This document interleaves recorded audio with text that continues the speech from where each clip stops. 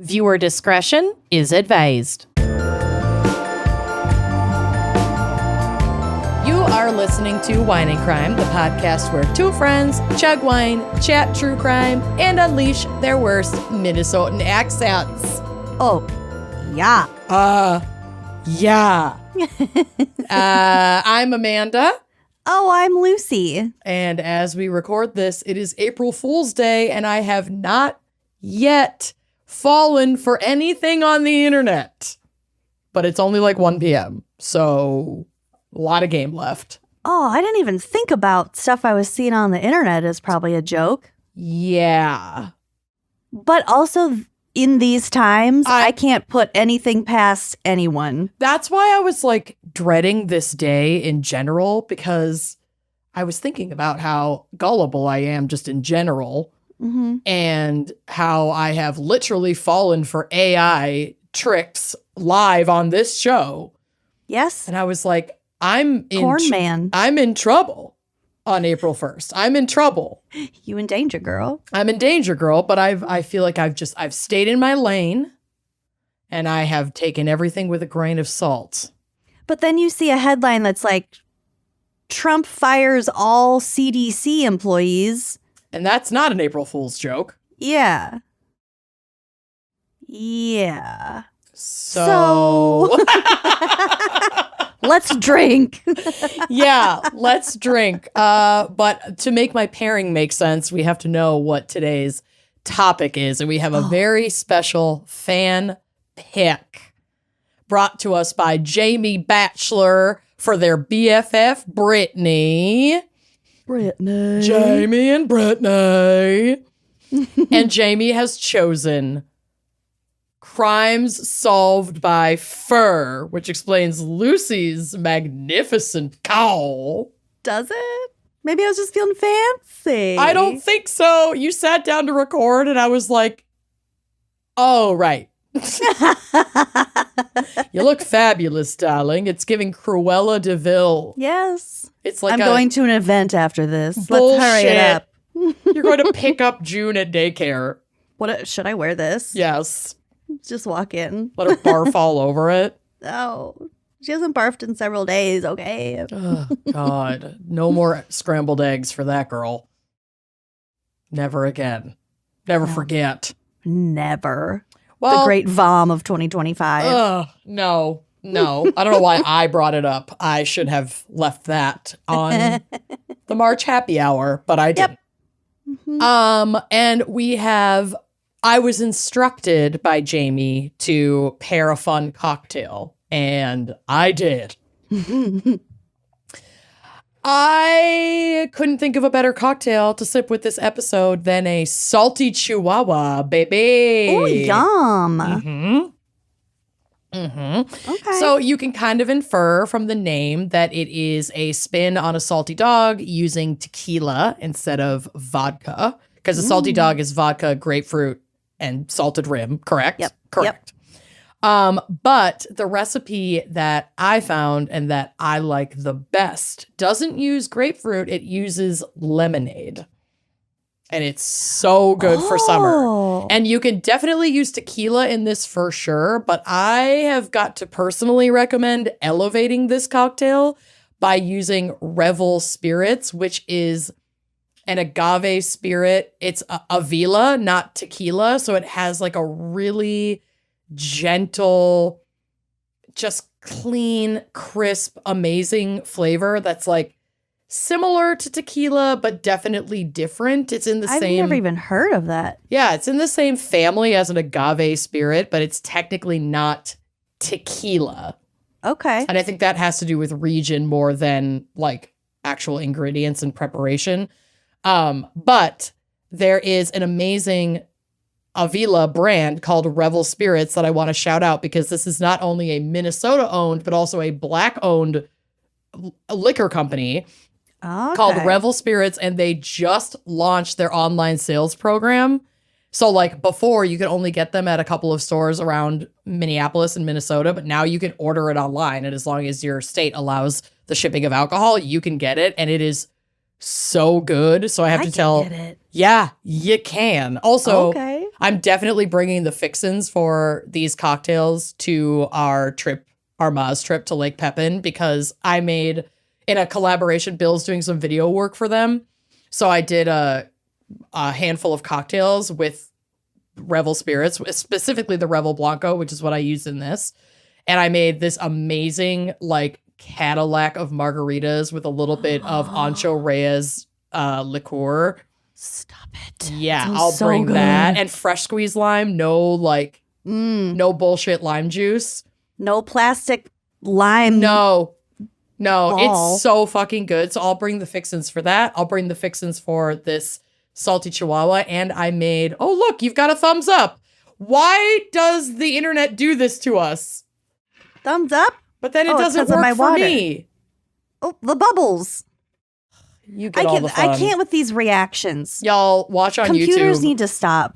Look, it it's doing it again. Happening. Leave me alone. I don't like this. This is egregious. Anyway, I also have made another one that's a twist on an Aperol spritz that uses Aperol, Revel Blanco, orange bitters, and lime juice. And it's gorgeous and it's so good. So I'll bring stuff to make all of these when we are together next month. Speaking of Aperol spritzes, I, for some reason, left over from a party, had 2 full unopened bottles of Aperol. I sent them home with my sister to give to you.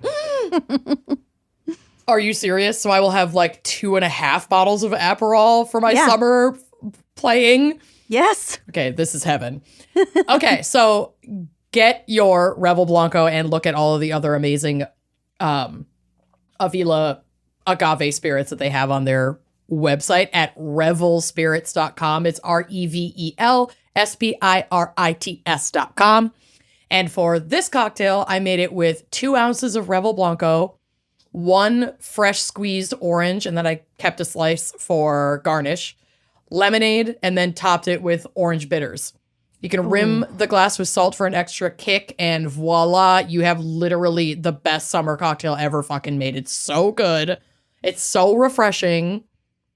You can kind of see that my ice is a little bit starting to melt, but yeah, you just fill you rim your glass, which I skipped because I just didn't feel like dealing with the salt today, but fill it with ice, pour everything in, give it a stir. You're done. It takes like 2 seconds to make it. It's so tasty. Dang. Okay, I'm at the Revel website. This is a gorgeous website. I just want to scroll through and look at all their photos. Yeah, their stuff is amazing. Definitely give them a follow on Instagram, and then you can see a bunch of the cool videos that Bill has been working on that are starting to come out, and he did some great still shots that are already up there. Cool. But, I mean, shameless plug. But, like, I hadn't heard of them until Bill started working with them.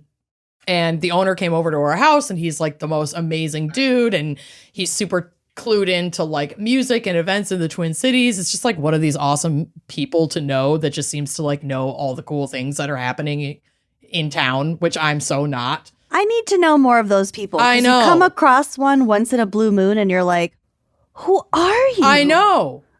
I know. It's Where like did you come from? Being visited by a spirit of like joy and fun. Like an angel. Literally. You've been blessed with this person who is so much cooler than you could ever hope to be. Hell yeah. I'll never be that Finger fucking on cool. the pulse. Finger on the pulse. The pulse and the, I don't know, G-spot of the city. Put your finger on the G-spot of the city with Revel Spirits. You're welcome. You're welcome. I just did your new Free marketing marketing. campaign. Yeah, truly. I truly am not being paid to do any of this. I just was in the video and got to make these cocktails, and I fell in love with the brand, and now I'm like, and now you're on a fucking roll. I no love one can it. Stop you. You're a speeding train. I'm a free speeding marketing train fueled by agave spirits. Yum. From Revel Spirits. From revelspirits.com. So yeah, are you sipping or sucking on anything today, or? Oh, just a little Benjamin action. I love that for you. Yeah, didn't have time to think ahead to have any sort of pairing. I got some really fancy like sour beer kind of things last week to have during recording.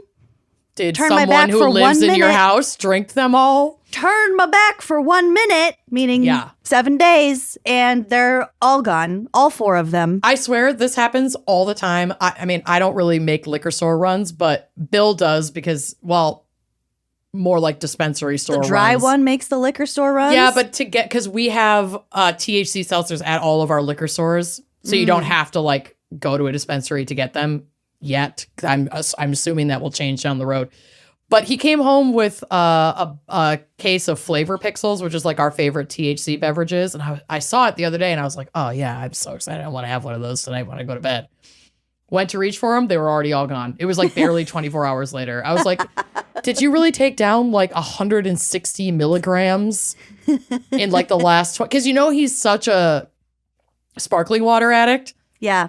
That is a dangerous crossover for that man. But he was cruising. He's working away on his computer. Like it's like our tolerance has gone through the roof. Yeah, it's like almost overboard at this point. But yeah, I did have friends over the other day to test out the gravity bong and watch Common Side Effects on HBO. Are you watching that?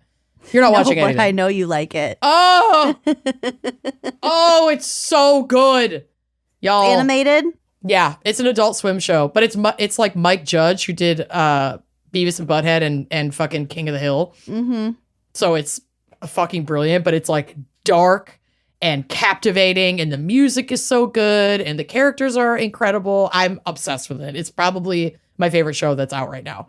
I'll give it a try. Highly recommend. Animated shows linked to Adult Swim generally kind of cool me off. I get it. But this is like, it's different. Give it a try. I think you'd actually really love it. I bet if I gave it a try with a fucking gravity bong, I would love it. You sure would.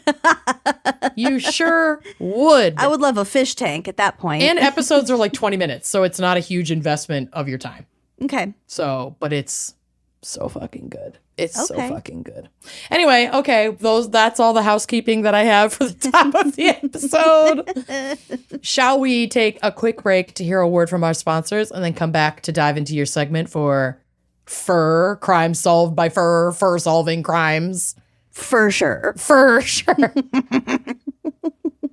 We are getting so close to our first gals trip, group trip with everybody for 2025. I can't wait. It's going to be so good. We're going to Greece, and I have already started thinking about my packing list for Mediterranean weather, baby. Vacation season is here.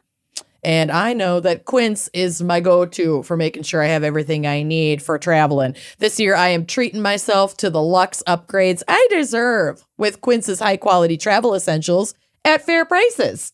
Yeah, I'm already thinking about how my daily black leggings make me look very American. Yeah, let's do the linen. Let's do like a cropped linen pant. Oh, Yeah, and I'm going straight to Quince for that because they offer lightweight European linen styles starting at $30. Also washable silk tops so I can look like I'm put together. yup. Comfy lounge sets, maybe for the airplane, For the flight. with premium luggage options and stylish tote bags to carry all of it. And the best part is all Quince items are priced 50 to 80% less than similar brands. I am consistently shocked at their prices. By partnering directly with top factories, Quince cuts out the cost of the middleman and passes the savings on to us, to you and me. And Quince only works with factories that use safe, ethical, and responsible manufacturing practices and premium fabrics and finishes, which we love because, again, you want to look put together but also comfortable. You want to make sure your wallet is comfortable.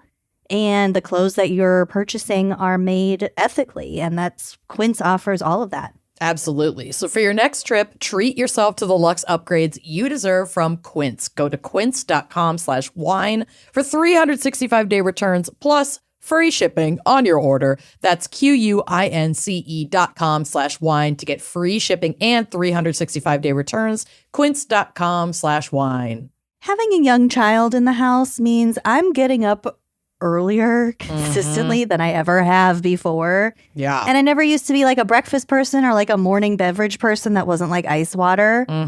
That has changed. significantly. So because my body can't tolerate coffee, that's off the table. When we got started with Mudwater as a sponsor, that has changed my entire morning routine. It doesn't make me feel jittery. I don't get any kind of crash. My guts don't bubble up the way that coffee used to make me feel. And it just is, I'm starting off my day on the right foot with Mudwater because it gets rid of the brain fog. It makes me feel healthy. And it's just a nice little ritual to have in the morning. I love it. Every ingredient in Mudwater's products is 100% USDA certified organic. It's non-GMO. It's gluten-free. It's vegan. It's kosher. And one of my personal favorites, there's also 0 sugar and no sweeteners added. So I can reach for this in the morning without having it totally derail my blood sugar for the whole day, which I love. And you know that I am a matcha enthusiast, so I cannot undersell their matcha starter kit. This is a must try. It's the perfect way to step into clean energy with matcha's calming, focused boost. It is so tasty. Honestly, like one sip, you feel like you're dancing barefoot in the grass. It's so good.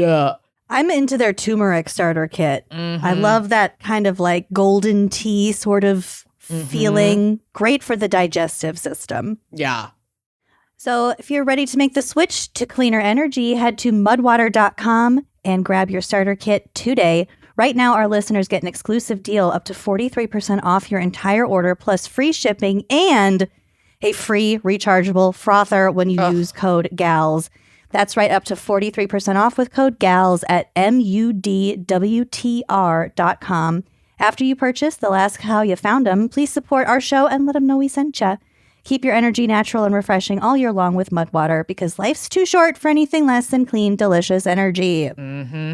Lucy's favorite fact and my least favorite fact is that traditional bed sheets can harbor more bacteria than a toilet seat. It's fascinating and disgusting. It freaks me out so much, but like thinking more critically about this, that bacteria can lead to acne. It can cause like disruptions with your allergies. It can cause stuffy noses, like beyond it just being gross.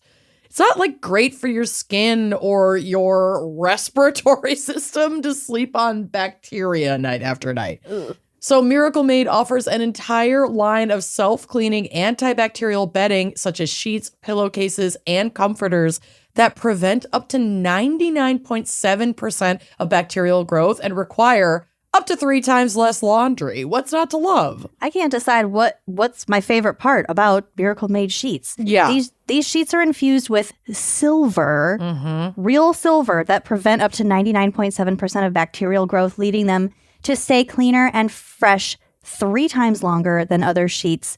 No more gross odors. It's not going to smell like a boy's dorm room. Yep. Blech. And that same silver-infused fabrics that are inspired by NASA, Miracle Made sheets are thermoregulating and designed to keep you at the perfect temperature all night long, no matter the weather. If it's warm, if it's cold, they're going to regulate you, baby. So I love that. Yeah, so you get better sleep every single night. And stop sleeping on bacteria. Like Yeah. Amanda said, it clogs your pores, causes breakouts, causes acne. Sleep clean with Miracle. Miracle sheets are luxuriously comfortable without the high price tag of other luxury brands, and feel as nice, if not nicer, than sheets used by some 5-star hotels. I love my Miracle sheets. I get so excited when they're up for their laundry, rotation. Me too. I'm obsessed with them. So upgrade your sleep as the weather heats up, babes. Go to trymiracle.com/gals to try Miracle Made sheets today. And whether you're buying them for yourself or as a gift for a loved one, if you order today, you can save over 40%. And if you use our promo GALS at checkout, you'll get a free 3-piece towel set and save an extra 20%. Miracle is so confident in their product, it's backed with a 30-day money-back guarantee. So if you aren't 100% satisfied, you'll get a full refund. Upgrade your sleep with Miracle Made. Go to trymiracle.com/gals and use code GALS to claim your free 3-piece towel set and save over 40% off. Again, that's trymiracle.com/gals to treat yourself. And thank you, Miracle Made, for sponsoring this episode. All right, we're back. That was a longer break than we intended it to be. Sorry to our editor, John. I got jealous of Amanda's drink, so I went and made myself a vodka lemonade. And I got jealous of Lucy's pen, so I went and packed myself a space flute. So now we're really doing it. So with our accessories in hand, Lucy, what is our background? Maybe psych. And I know there's a case for crime solved by fur. There is a case. I also wanted to put, okay, so, I have a lot of fun glassware. Mm-hmm. I chose my Kentucky Derby glass because horses have fur and hair. Oh? They're different. Is the mane hair and the body is fur? Yes. Shut the fuck up. We'll get to the difference. There is a difference. Oh, yeah. Oh, yeah. Oh, yeah. Oh, yeah. Uh-oh. Uh-oh. 10 minutes in, it's gone off the rails. We're way more than 10 minutes in. I don't know what. It's going to be a what fun time one. is it? Okay, go ahead. I don't know, because we took a 25-minute break. We kind of did. Yeah, my bad. So our fan picker wanted me to incorporate some dog grooming info here. Okay, maybe they're a dog groomer. I think that's the case. Yeah. But also she requested that we not be discussing the modern fur trade. Oh, because she did not want to talk about any kind of animal abuse, violence towards animals. So no, we're going to steer pretty well clear of that. So starting from our definition, fur is defined as the fine, soft, hairy covering or coat of mammals. Okay. You might be wondering when hair becomes fur. According to BBC Wildlife, hair is an umbrella term for a range of essentially similar structures. So those include fur, wool, whiskers, bristles, and lashes. Oh. All of that is hair. Okay. It's all keratin, I think. Okay. And it's these similar structures growing from the skin of mammals. That said, fur is widely understood to be the particularly thick hair that covers much of the body. Yeah, I've got it in abundance on my poot and my underarms. That's when hair turns to fur. Yeah, my pits are long right now. Look at these. Let me see. Look at Oh, you look like Corey. Yeah, baby. Nice. I hate shaving my armpits. I only do it right before going to the beach or if I'm in a wedding. Yeah. But I don't shave my armpits very often. I don't want to. It's uncomfortable. I get razor burn. Mm-hmm. I don't like how itchy my pits are when it's growing back. And when I do shave them, I really just kind of buzz it. So you can't see it. Yeah, I don't get razor burn on my pits. Luck. So that's the only place I get it. I'm pretty safe on my poot. We're reversed. Yeah, but my pits I get, and I've tried so many different things. The exfoliating, the brand new razor, different. I just have the best success with just an electric trimmer and not a razor to get that super close shave. My skin's just so fucking sensitive.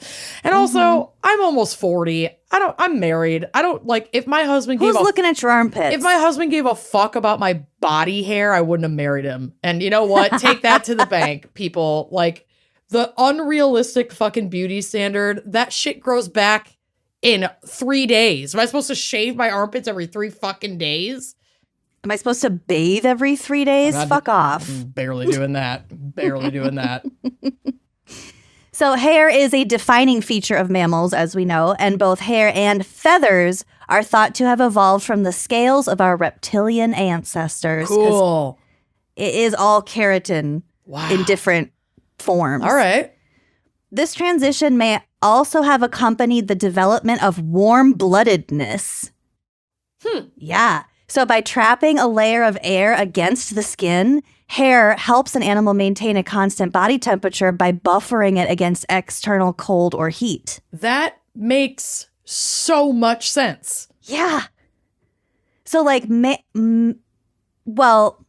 kind of get to it. But we are talking about dinosaurs and things like that. But they call them protomammals existed tens of millions of years before the dinosaurs. What? Yeah. So here's a little bit of a deeper look from National Geographic. If we look to feathers, for example, plenty of non-avian dinosaurs had them. Evolution just allowed birds to co-opt the insulating, flashy structures to take to the air. So I have thought about this before. I think I openly thought about this on the show. To be the first animal ever to fly. Can you fucking imagine like the guts? Are you launching yourself off a cliff? Are you taking off from the ground? Did you fall and then all of a sudden you panicked and you flapped your arms and then you were soaring above the clouds? Here's my theory, having done no research on this whatsoever, but I feel or thought about it before just now. But I feel like this might connect. Okay. I think as evolution allowed for flight if in the physical body, evolution allowed for the concept of flight in the mental body.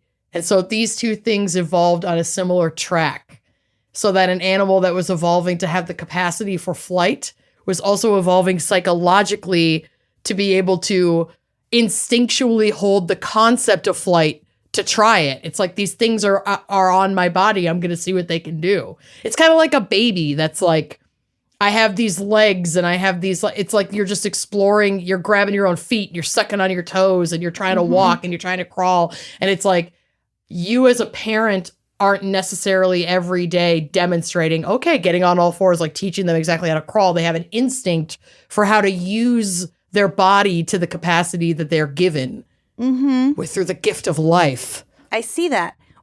Well, babies also learn through modeling. 1,000%. So they do. And they learn through fucking up and getting hurt and like, it's all of the things. The first flying dinosaurs saw like, I don't know when insects first came around or started flying, but maybe they were like, oh, that huge bug that's roughly the same size as me, so I can sort of translate the concept. Like, that looks cool. I wonder if my flabby arms can be wings. Let's fucking go. Maybe.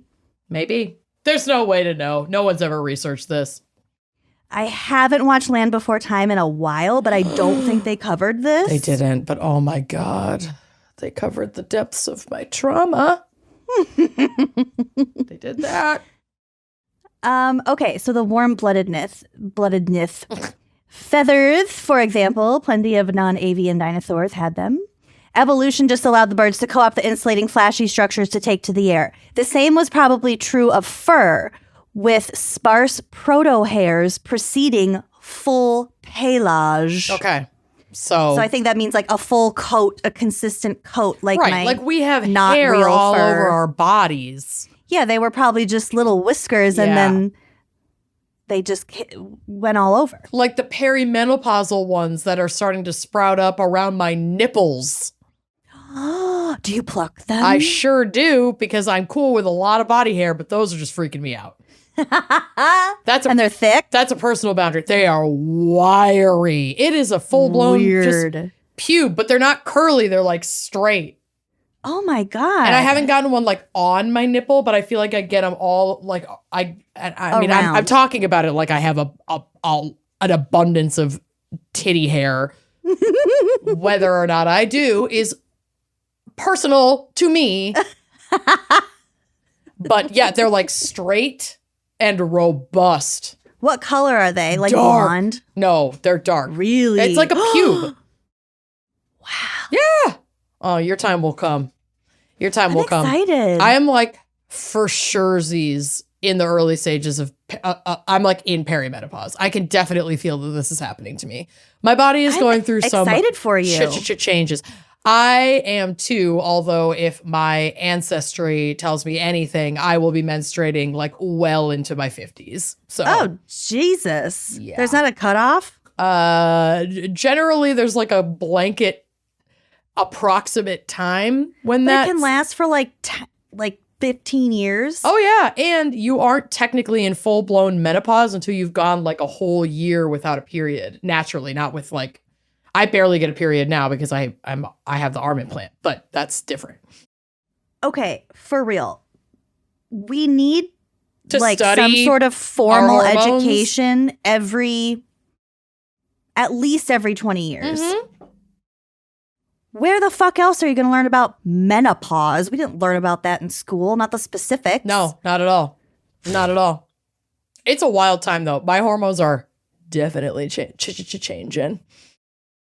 Things are sitting. Things are sitting in ways. Things are aching in ways. Things are growing in ways. Things are getting furry in ways. You're like a tide pool teeming with I'm life. teeming with life, hormonal life. Nothing's familiar. Everything changes every 6 hours or so. And if you thought I was batshit before, see me at midnight at a full moon. honey, wait till the full moon. My lunar pull is strong. Also, speaking of the full moon, another movie that you need to watch full moon is Moonfall. What's that? That sounds like a video game. It is a disaster movie wherein the moon is going to crash into Earth. That's like the plotline of Despicable Me. Well, the reason why might shock you, and I can't spoil it, but let's just say I consider myself a megastructurist now. Oh, like the moon is hollow, that whole thing? We just talked about conspiracy theories involving the natural world. Baby, I know. I know. Just I think watch moon being hollow, just watch that should be Moonfall. your next drunk dive. Just watch Moonfall and then tell me you don't think it's possible that there's a space monster inside of the moon. Just watch Moonfall. You just fucking watch Moonfall. Just watch Moonfall. Which I was high when I watched, and what? You don't say. And I regret to say that for the first 20 minutes of the film, I kept referring to one of the leading ladies as not Halle Berry because she looked a lot like Halle Berry, but like didn't look like Halle Berry. And then 20 minutes into the movie, I went, wait, is that Halle Berry? And my friends that I was watching it with were like, yes, that's actually Halle Berry. We thought you were kidding. And I was like, no, I thought it was a lesser known actress or an unknown actress who just looked like eerily like Halle Berry. And much like the moon, everything started falling apart inside of me. I didn't know what to believe anymore. I didn't know what was hollow and what was a moon. And Halle Berry's on the moon now. She's in Apollo 15. Well, you clearly haven't seen the movie. You don't know what you're talking about. But she is an astronaut, and she did go to the moon. Back to the protomammals.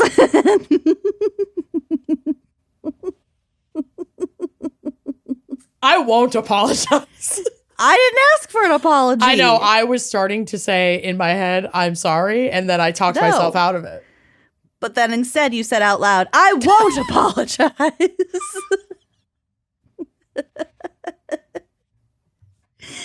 That's the kind of, it's like you run into a stranger at the grocery store. I won't apologize. I was going to, and then I talked myself out of it. No, my Midwestern sensibilities would never let me bump into anyone without saying, oh, sorry about that. I'm not even thinking it before I'm saying it. Even if it wasn't my fault, I'm still automatically saying it. Always. Oh, sorry about that. I was at Hy-Vee yesterday. I was trying to buy diapers. I was Googling the difference between... I was Googling the difference between swaddlers and cruisers. Because they're the same size, but they're two different choices. And I was like, why? And this whole wall of just teal and yellow boxes. Oh, no. The option overwhelm on diapers would have me in an early grave. That baby would be orphaned real quick after like the first run to the store for diapers. There's also baby dry, which is a third category. The fuck are we talking about? Isn't the goal for all of them to stay pretty dry? And for all of them to cruise and swaddle? The swaddle versus cruise I kind of get because I feel... But for the same size. Yeah. But you know what? Babies come in all shapes and sizes. And just because they might be the size of a swaddler or a cruiser doesn't mean they're cruising yet. You're absolutely right. My own bias was creeping in, but that's neither here nor there. It's still fucking confusing. You're staring at a wall of diapers. You don't know what the fuck is going on. Yeah. So I was like totally zoned in to my phone trying to figure out. And then of course I go to the website and they have the chart that's like the check marks by the things that have the things. And then it's like, this isn't helpful at all. When I'm already stressed with option overwhelm, if you hand me a chart, you may as well hand me a gun because I'm done. Like, fine. Yes, the answers are now right in front of me. That doesn't mean I'm absorbing or comprehending any of it. For me to figure out from a chart? A chart? No, I got married mostly so that someone, when I'm overwhelmed, can just go, here's what you do. That's like, I mean, I love Bill for so many reasons, but that's not a small one. You need someone to just light your way. Oh, yes. Light my fucking way, because I'm over it. I'm over this forest path. It's too winding. This like bats, cobwebs, diapers. Roots I can twist my ankle on. It's too much. Anyway, I'm in the aisle staring at the diapers. I'll get back to the proto-mammals. And I won't apologize. That's what I should have said. But this guy all of a sudden is like right next to me trying to reach for something. And I was like, oh, I'm sorry. And I like moved over. And then I was zeroed right back in on my phone trying to figure this out. And I still hadn't moved over far enough. I was still blocking the hand soap. Never move for a man. And he was like, he kind of laughed and he's like, sorry, it's one of those things. There's always someone right in the way of what you need. And it was just the two of us in the aisle. He didn't say that like verbatim. Like he was polite about it. But he was just kind of laughing about it. And I was like, and I said, oh my God, I'm still in your way. I'm so sorry. And so then I moved all the way out of the way. Oh, you just moved 1 inch again. And then I had only moved like 2 inches the first time. I was so in the chart zone trying to figure out the fucking this for chart. You. And so then he finally got his fucking soft soap, hand soap, whatever the fuck. And I said, I'm just Googling the difference between Pampers Swaddlers and Pampers Cruisers. And he fully stopped and he's like, sounds intense. I don't know how to respond to this. Is it cool I think he thought I was leave? starting to engage him, but really I was just excusing my spaciness. Oh, never engage him specifically. No, I was also really high, so that was probably 80% of the awkwardness. There's genuinely no better way to go to the grocery store. I'm not going to the grocery store midday on a Monday without a little herbal reinforcement. No, absolutely not. What's the point? No. Jesus, grow up. Okay. Proto-mammals. Even further back in the evolutionary tree were proto-mammals like the cynodonts, which was obviously proto-mammal, a precursor to mammal. Mm-hmm. It's a fucking proto-mammal. Keep up. And those are where fur, like as we know it today, it likely began to evolve. Cool. And by the way, cynodont means dog teeth in Latin. Ugh. So if you want to go to the drive, this will be on the blog. I have some images of cynodonts. They're so cute. They're like fat weasels. Wait, what? It's like a weasel and a lizard. Yeah. It's like a weasel head and weasel fur on like a lizardy body. Mm-hmm. Cool. It's like it's got like kind of ridges like a alligator. Okay. You may not have the answer to this question. And I'm don't. going to go ahead and tell everyone that I won't remember that I even asked this. So like you don't have to answer it. But do we have fossils of these creatures? Like how do we know they existed? We have fossils of them. Hell yeah. I actually think they have got perimammal fossils. Yeah. Fossilized bones for sure. I saw a picture of the most complete fossilized skeleton that they have of these. It's so crazy because there's like no way we have fossils of obviously every organism that existed at that time. Yet. We know a lot, but to think that that's the tip of the iceberg of what we know makes me feel scared and small. Yeah. So I'm going to back But doesn't away it feel from good that to thought. feel small? Sometimes it really does. Doesn't it feel good to be like, I'm not that important. I'm not that Whatever. important. I'm not Let that it go. important. Let it go. You're not that important. And that's a great thing. You do what you can with the time you've got, and you hope you left something decent on this planet. Yeah. And that's all we've got. Be important to yourself and the people you love. That's all that matters. You're not going to be important to history. Oh, God. But my Well, delusions there's of one way it grandeur could be make important me to want to history. be important to history. Also, Free Luigi. I can't even cite any headlines I saw today, which included they're seeking the death penalty. Go fuck yourself. Anyway, okay. Cynodont means dog teeth in Latin. We are These- 2 paragraphs into Lucy's segment. We're at almost an hour recorded. No, are we really? 42 minutes. We had a really long break. Okay. These animals lived in the Triassic period, like I said, millions of years before the scaly dinosaurs as like we think of dinosaurs. Right. They also lived in Pangea. So the way that Pangea broke apart to kind of create what the continental structures that we have today. Mm-hmm. The place where they're finding a lot of these kinds of the cynodont animals is in what is now Brazil and like South America. Cool. The smallest of the cynodonts are called mammaliomorphs. Oh. Get the fuck out of here. Mike, could you be cuter? No, because they're just centimeters long and they use their little dog teeth to eat bugs. You shut your mouth. No. Shut your mouth. Mammaliomorphs. Mammaliomorphs. Tiny little guys. I'm Googling that. Googling. Yeah. Okay, from Encyclopedia Britannica. The pelts of fur-bearing animals are called true furs when they consist of 2 elements. You have your dense undercoat, which is called the ground hair, and your longer hairs extending beyond that layer, which is called guard hair. Okay. The principal function of the ground hair, that undercoat, is to maintain the animal's body temperature. And the principle of the guard hair is to protect the underlying fur and the skin to keep it away from rain or snow. Makes sense. Makes sense. You're guarding from the elements, whereas the undercoat is like keeping the warmth on the I skin. love it. Pelts that lack either element are not considered true furs, although they are still used commercially as furs. I'm not a So for truther. I'm a true fur. True fur. Mm-hmm. Where were you on January 6th? Yeah.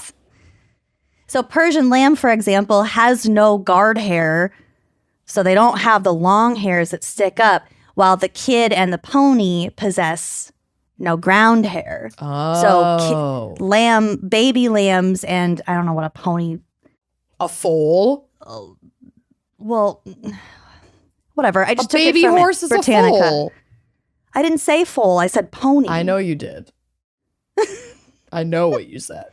But I think these are referring to the lambs. Oh, okay. An adult lamb has no guard hair. They don't have the long An hairs. adult lamb is a but the- sheep. A lamb is a baby sheep. What's a kid? Oh, a goat. A kid is a baby goat. Okay. So there's no such thing as an adult lamb. That's your first mistake. That I would have skipped that whole fucking sentence. Let's just... Moving on. Men in Black. Zoo. Okay.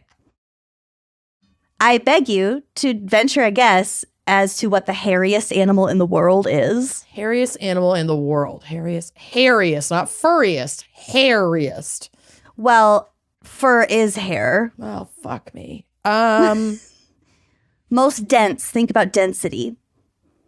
And think about the reason for that density. We're not talking about like a big animal so it has the most fur. What about a seal? You are so close. What is it? A sea otter. Ah! I was like, it's got to be something that the density keeps water from making contact with like the skin. You are exactly right. With up to 160,000 individual hairs per square centimeter. No, absolutely not.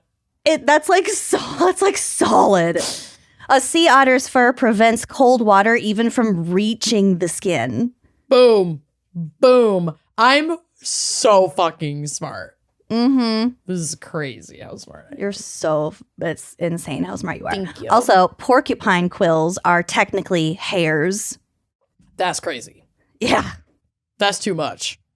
So leave it to the dog people to literally split hairs when it becomes to dog hair versus dog fur. And I think that we can apply this across animals, hair versus fur.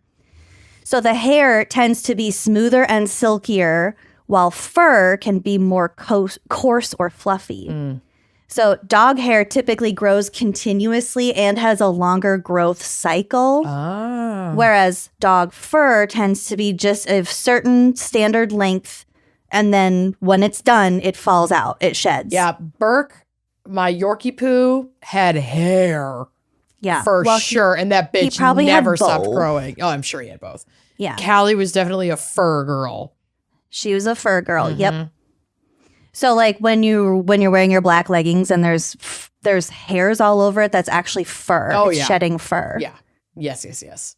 Dogs that have hair probably require regular trimming. They do. While dogs with fur may shed seasonally. Hair is often associated with certain breeds that have a single coat, such as poodles or Afghan hounds. Oh, I love those dogs. I have a picture of it. They're so extra, and they all look like Cher. Those are the skinny ones who look like they're wearing a wig. Yeah, they're greyhounds straight-haired in wig. full body wigs. Greyhounds in drag. Yeah, they're amazing. But they can have the long coats too. Well, I guess that might be hair. I don't fucking know. Whatever. This type of coat might be hypoallergenic because it sheds less. Okay. But fur, on the other hand, is more common in double-coated breeds like German Shepherds or Huskies, which have a dense undercoat for insulation and the longer outer coat for protection, like we just talked about. Dogs with hair have a greater need for grooming since it doesn't really fall out as frequently. And because of that, dander can get trapped in the hair and that causes it to become matted. Yeah. And that's when you see like the homeless dogs that like their fur is all one chunk. Yeah. It's because it's hair and I haven't been groomed in a long time. Yeah, that's really sad. I mean, it can happen with fur too, but yes. Yes. So I said we weren't going to talk about the modern fur trade, which we're not.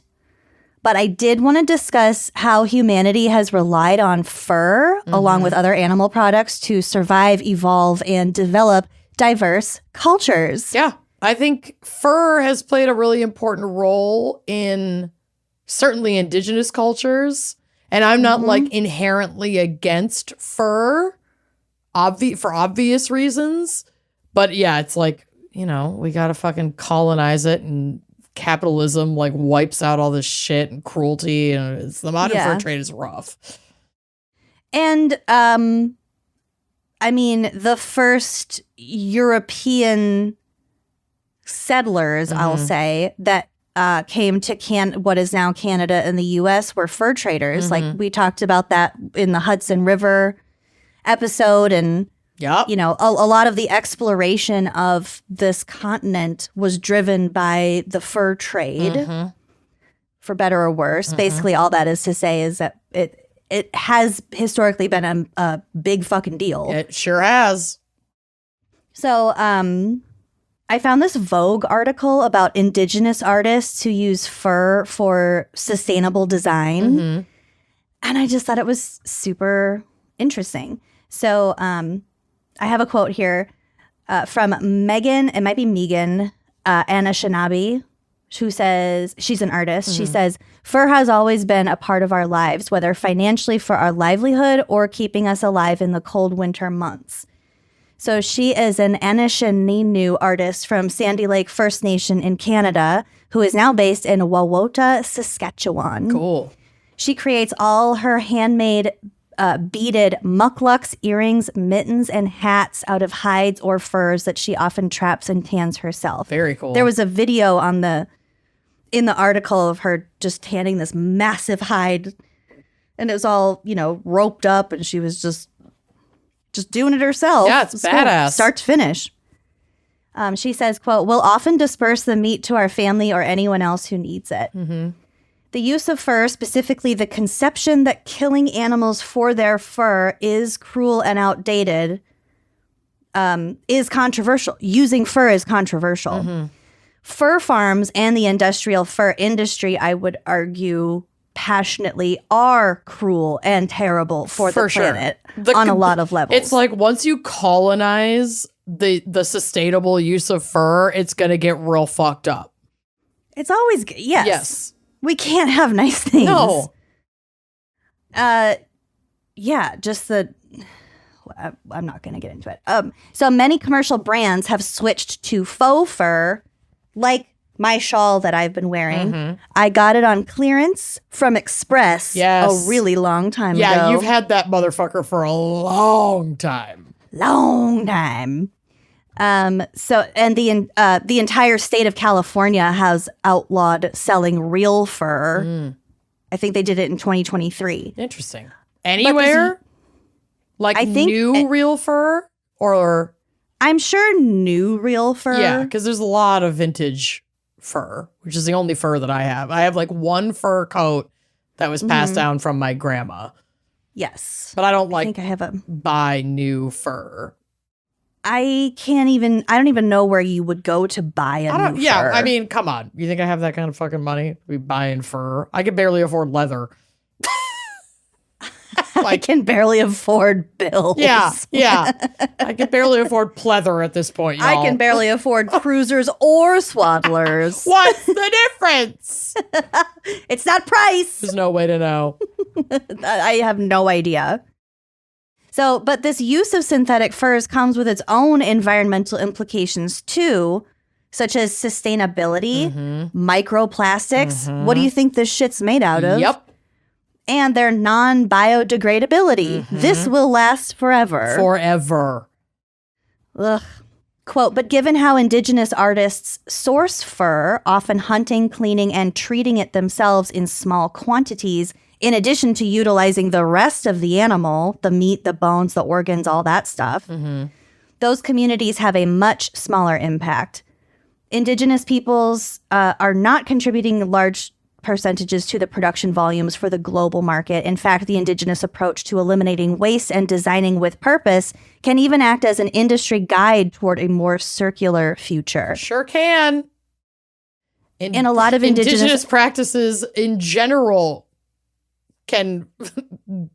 should be the fucking foundation of how we operate, which is like a huge part of what the land back movement means, that like they steward the land and know how to fucking treat it with respect and sustamovability, so that we can, I don't know, learned this lesson so many times over. Fucking long ago. All over the world. Yeah. All over. I know. The fuck are we doing? Well, I mean, white folks gonna white. Sounds about white. Sounds about white. Correct. In a lot of indigenous art and clothing, how the fur and really the entire animal is used has a lot of meaning and cultural importance. It's all very intentional. So Yupik artist Golga Oscar says, quote, we think of ways to best represent the animal and have a strong spiritual connection with them. If we were to use wolverine fur, part of our tradition is that we have to color it in red ochre because wolverines are a sacred animal. It has to be honored in that way. Also worth noting on a socioeconomic level, food in a lot of these Alaskan villages is really fucking expensive. So hunting is already crucial to the community anyway.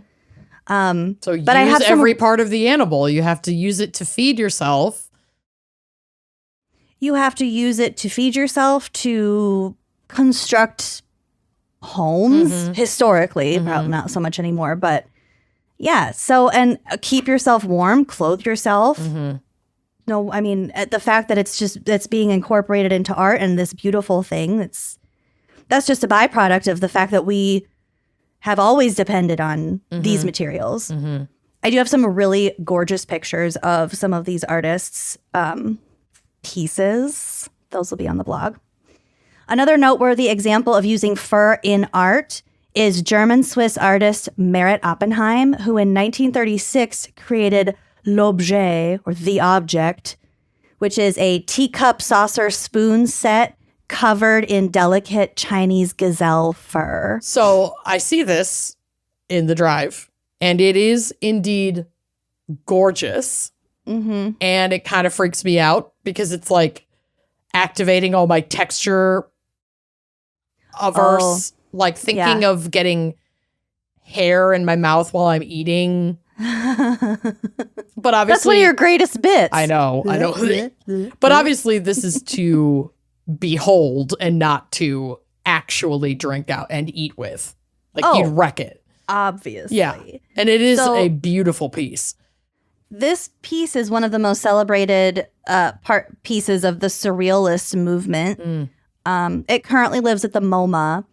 And from the critique that I read said that basically something as like feminine and refined as a tea set and like the idea of tea and all that being covered in this primal, totally recognizable, it's like foreign but also super basic fur. Like we all came from this. Yeah. I mean, it is like evocative to look at. It is. Because you have, I can't speak for everyone, but I have like a visceral reaction to looking at it. Thinking of how it would feel like not only on my hand, but like on my mouth is I think wild. The way that the fur like is arranged on it. Oh, it's so intentional and gorgeous. It looks so natural. It looks like this grew fur naturally, has evolved to grow fur, especially like the kind of twist around the neck of the spoon. That just looks like a deer butthole to me. Like a little cowlick. It's really fucking cool. Yeah. So obviously I am trying to put a lot more importance on the indigenous use of fur in art, but this is a very famous piece and it gives me the willies. I love it. Okay, so when it comes to forensics, it can be really tough to determine the source of any given piece of fur or feather because a lot of these techniques can apply to both. So techniques like multi-band imaging, which is using different kinds of light to observe material differences and like how they change in different environments. So different kinds of lights, UV, infrared, blah, blah, blah. Digital microscopy, so using a microscope. Infrared spectroscopy and spectrophotometry, which we've covered, which we have a very real solid understanding of exactly what that is and how it works. Yeah, we totally get it, and we've already explained it to you, so we're not going to do it again. Also accelerated aging, which I'll get to. Oh, God, don't. I'm already living it. According to the American Museum of Natural History, my second home, I wish, using digital microscopy, characteristic anatomical features in fur and feathers may be observed and used to make a general or exact species identification. Basically, looking at it under a microscope, there's a good chance you can tell what, at least like a general direction of where you're You can figure it out. In fur, such features include the shape and size of scales on the fiber cuticle, the size and character of the medulla, which is a central open network present in some animal fibers. So, if it exists at all, it narrows it down considerably. Okay. And the average diameter of the fiber overall, because again, I said technically a porcupine quill is a hair. Yeah, but it's a thick, coarse, stabby one. Versus like the undercoat of a mink would be a very, very thin hair. And extremely soft. The advanced aging thing uses UV light to induce photooxidation of the keratin. So it ages it artificially with UV light because that's the primary aging component when it comes to keratin. And thus showing how the chemical degradation happens over time, which affects the protein structure and can help to indicate where the material came from. Cool. So there's lots of different tests depending on how much you already know about whatever material you're handling. DNA-wise, this works the same way as it does for human hair. You can get mitochondrial and nuclear DNA from the follicle or the shaft. So we've talked about how you can pretty much get the mitochondrial DNA from the shaft, but the real nuclear DNA is only from like the bulb, the follicle. So the problem with dogs and cats is that it's not. First of all, if they're just shedding fur, you're not going to get the follicle. Yeah. Necessarily, so it's pretty much limited to the mitochondrial DNA. Makes sense. This is my understanding. Also, it's not usually necessary to like analyze the DNA of the dog and cat fur, and therefore uncommon. And we don't generally have a full database for individual animals' DNA. Right. That said, I'm going to tell you about my case. Okay. So, on July 5th, 2012, a 46-year-old man named David Hilder called the Shoreham police station in Shoreham-by-the-Sea. No, not even. Shoreham-by-Sea in England. Oh! You guys got to get your fucking town names. I mean... I say this every time. Every time.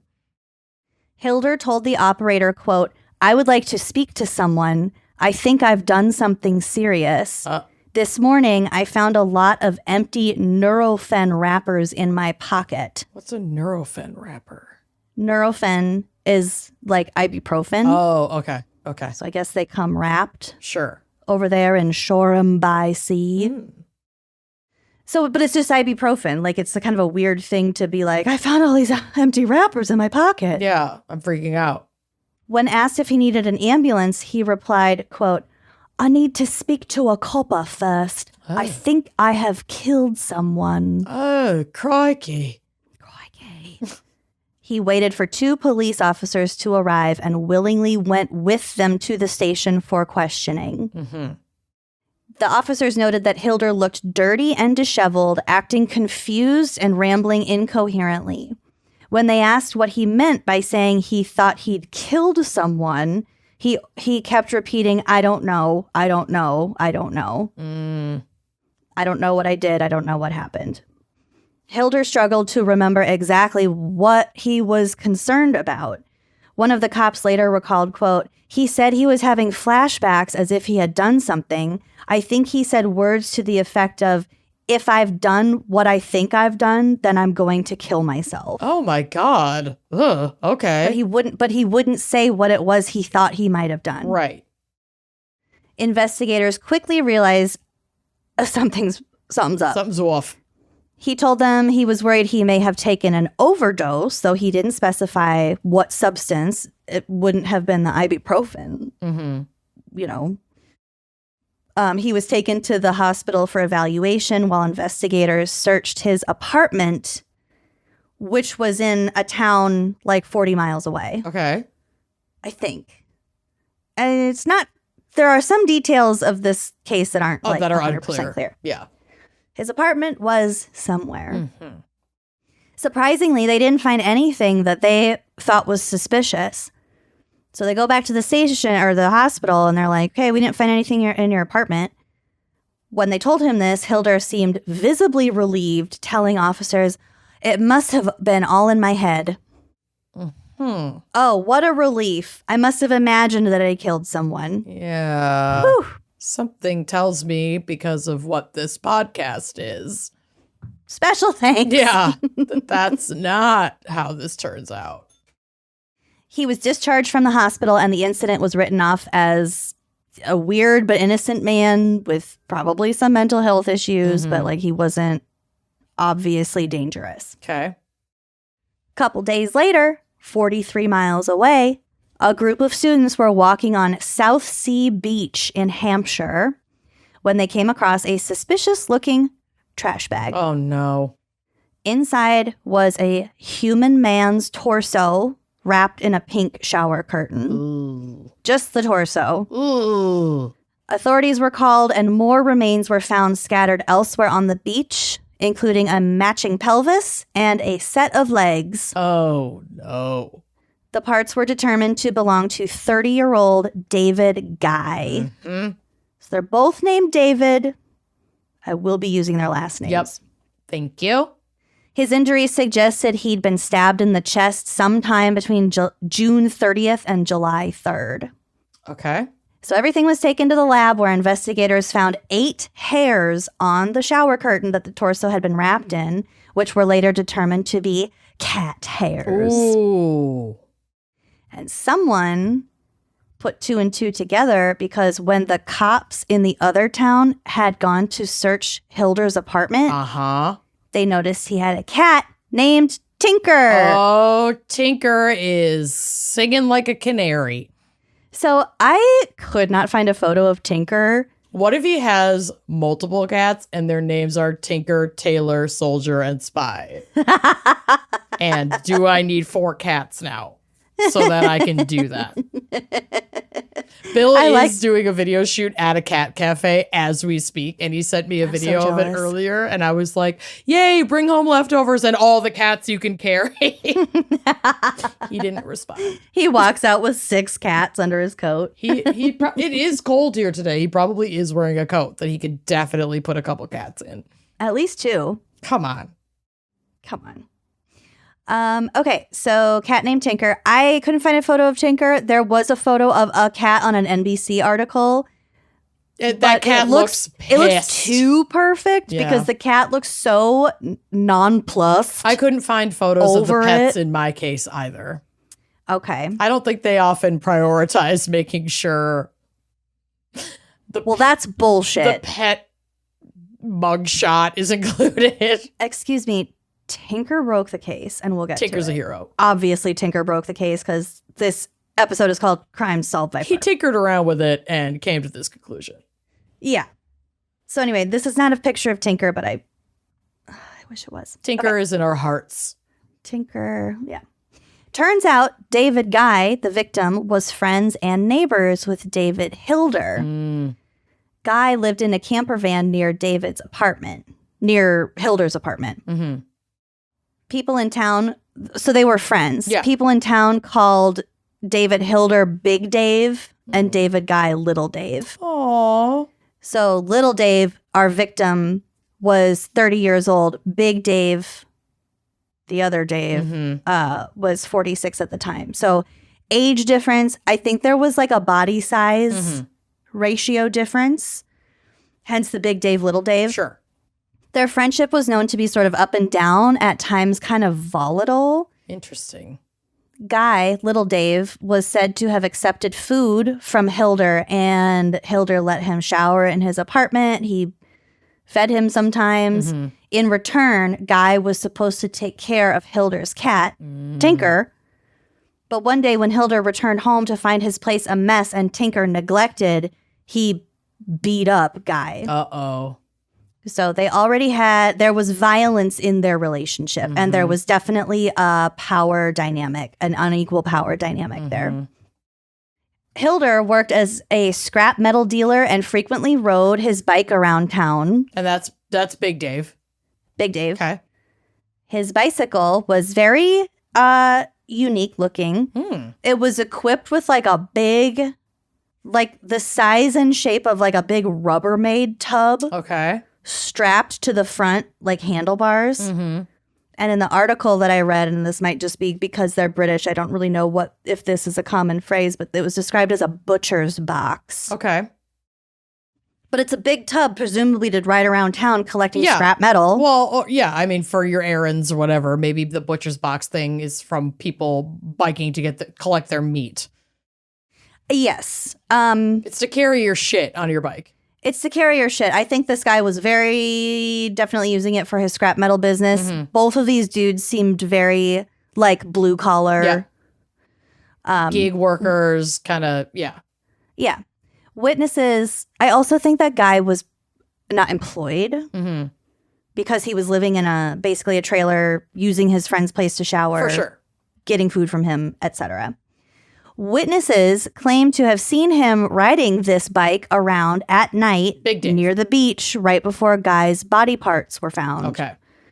So the cops had quite a bit of evidence, but so far it was all circumstantial, except they did find a small amount of Guy's blood in Hilder's apartment. Ooh, that's but they didn't think that was strong enough evidence to arrest him on, because he spent a lot of time at the apartment anyway. Yep. Okay. And so they turned to Tinker. Oh. This quote from the Mercury. Detectives were able to match the hair to Tinker through the mitochondrial DNA, but because that genetic material was the mitochondrial DNA, so these are the genes that get passed from the mother to the children. Okay. But if the child is a boy, then it wouldn't pass it on to their children. It's only passed down matrilineally. Okay. So because of that, and just because of other characteristics of mitochondrial DNA, the same markings can be shared among a large number of animals. It's not the same DNA that is super unique to just you. No, they share characteristics. Mm-hmm. So because it's mitochondrial DNA, the strength of that match couldn't really be determined. And so they contacted a cat DNA database. Oh, hell yeah. So John Wetton from the University of Leicester. I think it's Leicester. Leicester, hardly know her.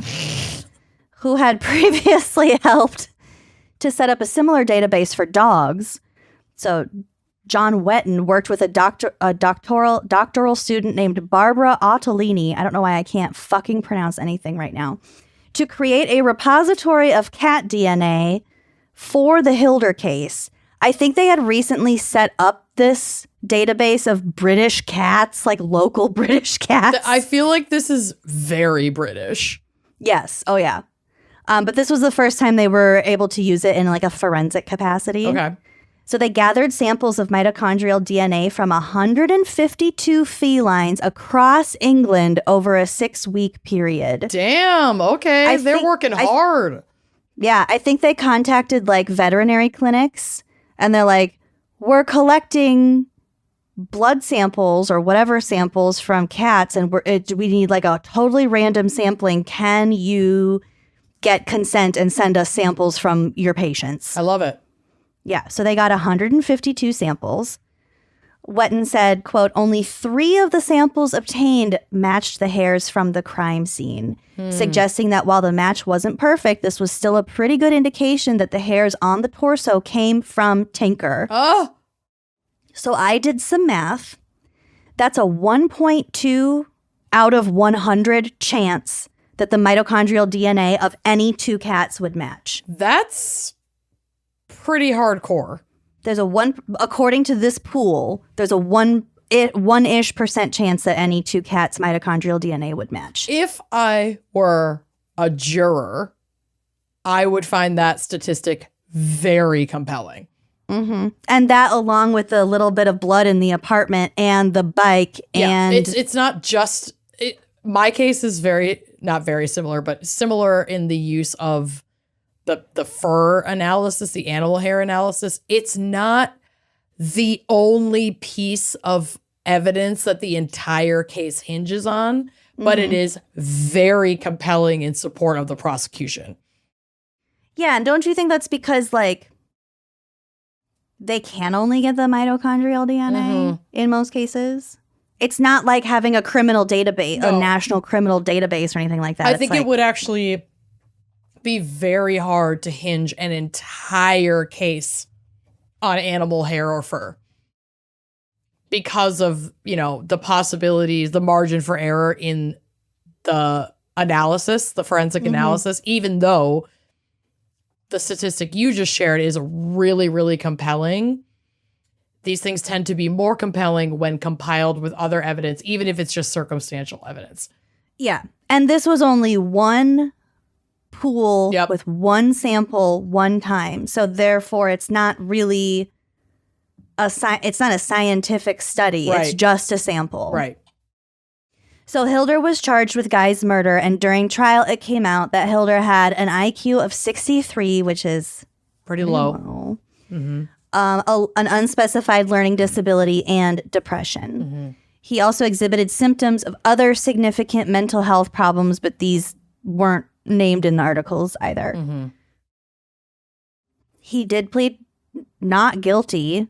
He was either unable or choosing not to disclose exactly what happened with Guy, and he claimed that he did not intentionally kill his friend. Mm-hmm. Lawyers theorized that the two got into a fight. Mm-hmm. Hilder lost control, stabbing Guy with a sharp blade before dismembering him, and then using his bike to dispose of Guy's body parts along the beach. Mm-hmm. Guy's head, arms, genitals, and some other organs were never located. Yikes. They only found the torso, the legs, and the pelvis. Well, I mean, that is a risk when dealing with dismemberment, because in smaller pieces, you're much more susceptible to being like consumed by animals, the elements, you know? Yeah. And as a murderer, the more pieces there are, the more likely that something's going to be found. Right. Yeah. You're just creating a half a dozen crime scenes instead of one. Yeah. Double-edged sword. Not that I'm arguing he should have killed his friend better. No, I mean, the easy way to avoid having to make the choice between dismembering and not dismembering as a body is to not murder anyone. But, you know, that's like saying that the only way to avoid, you know, unexpected pregnancy is abstinence. We can't possibly never murder anyone. It's inevitable. I'm sorry. Some people need to be murdered. Well, I'm not suggesting anyone. I'm not publicly calling for anything. No. Just saying. Some people. One could argue. Accidents happen every day. Okay. We're gonna get fucking disappeared. I'm already on a list. Take me. I would be so annoying that they would give me back. Like, you want to take me? Great. May you not know a moment's peace. Bye, bitch. You'll regret this. I hear they're playing this podcast on repeat at Guantanamo Bay. Actual review of our show. Oh my God. Okay. Almost done. In July 2013, a year after Guy's murder, Hilder was found guilty of, I think he was first found guilty of murder, but then they like appealed that, and he, at the end of the day, was convicted of manslaughter and sentenced to a minimum of 12 years. Yeah. They had some kind of fight. It got out of hand. He didn't try to kill him, but it happened.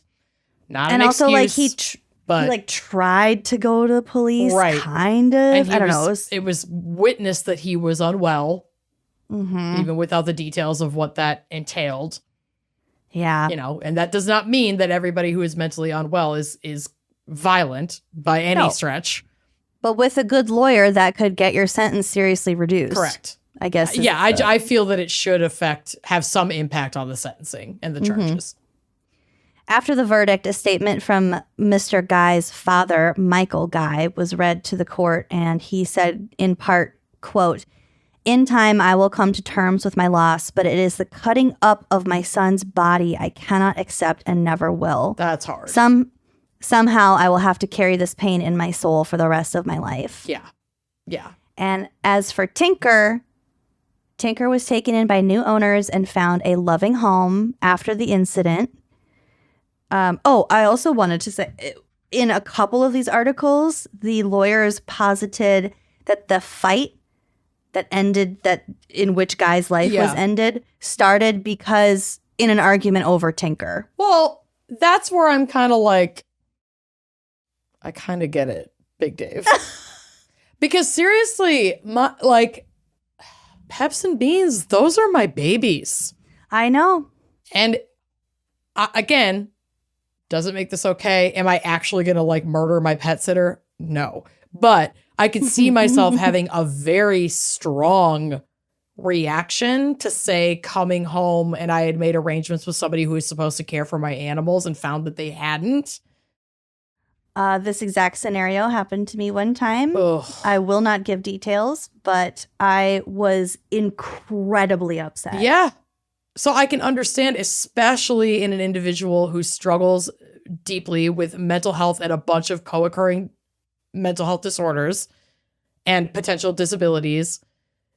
And so that can have an effect on your emotional regulation and how you relate to others. And so they have this animal in their house that is like their lifeline.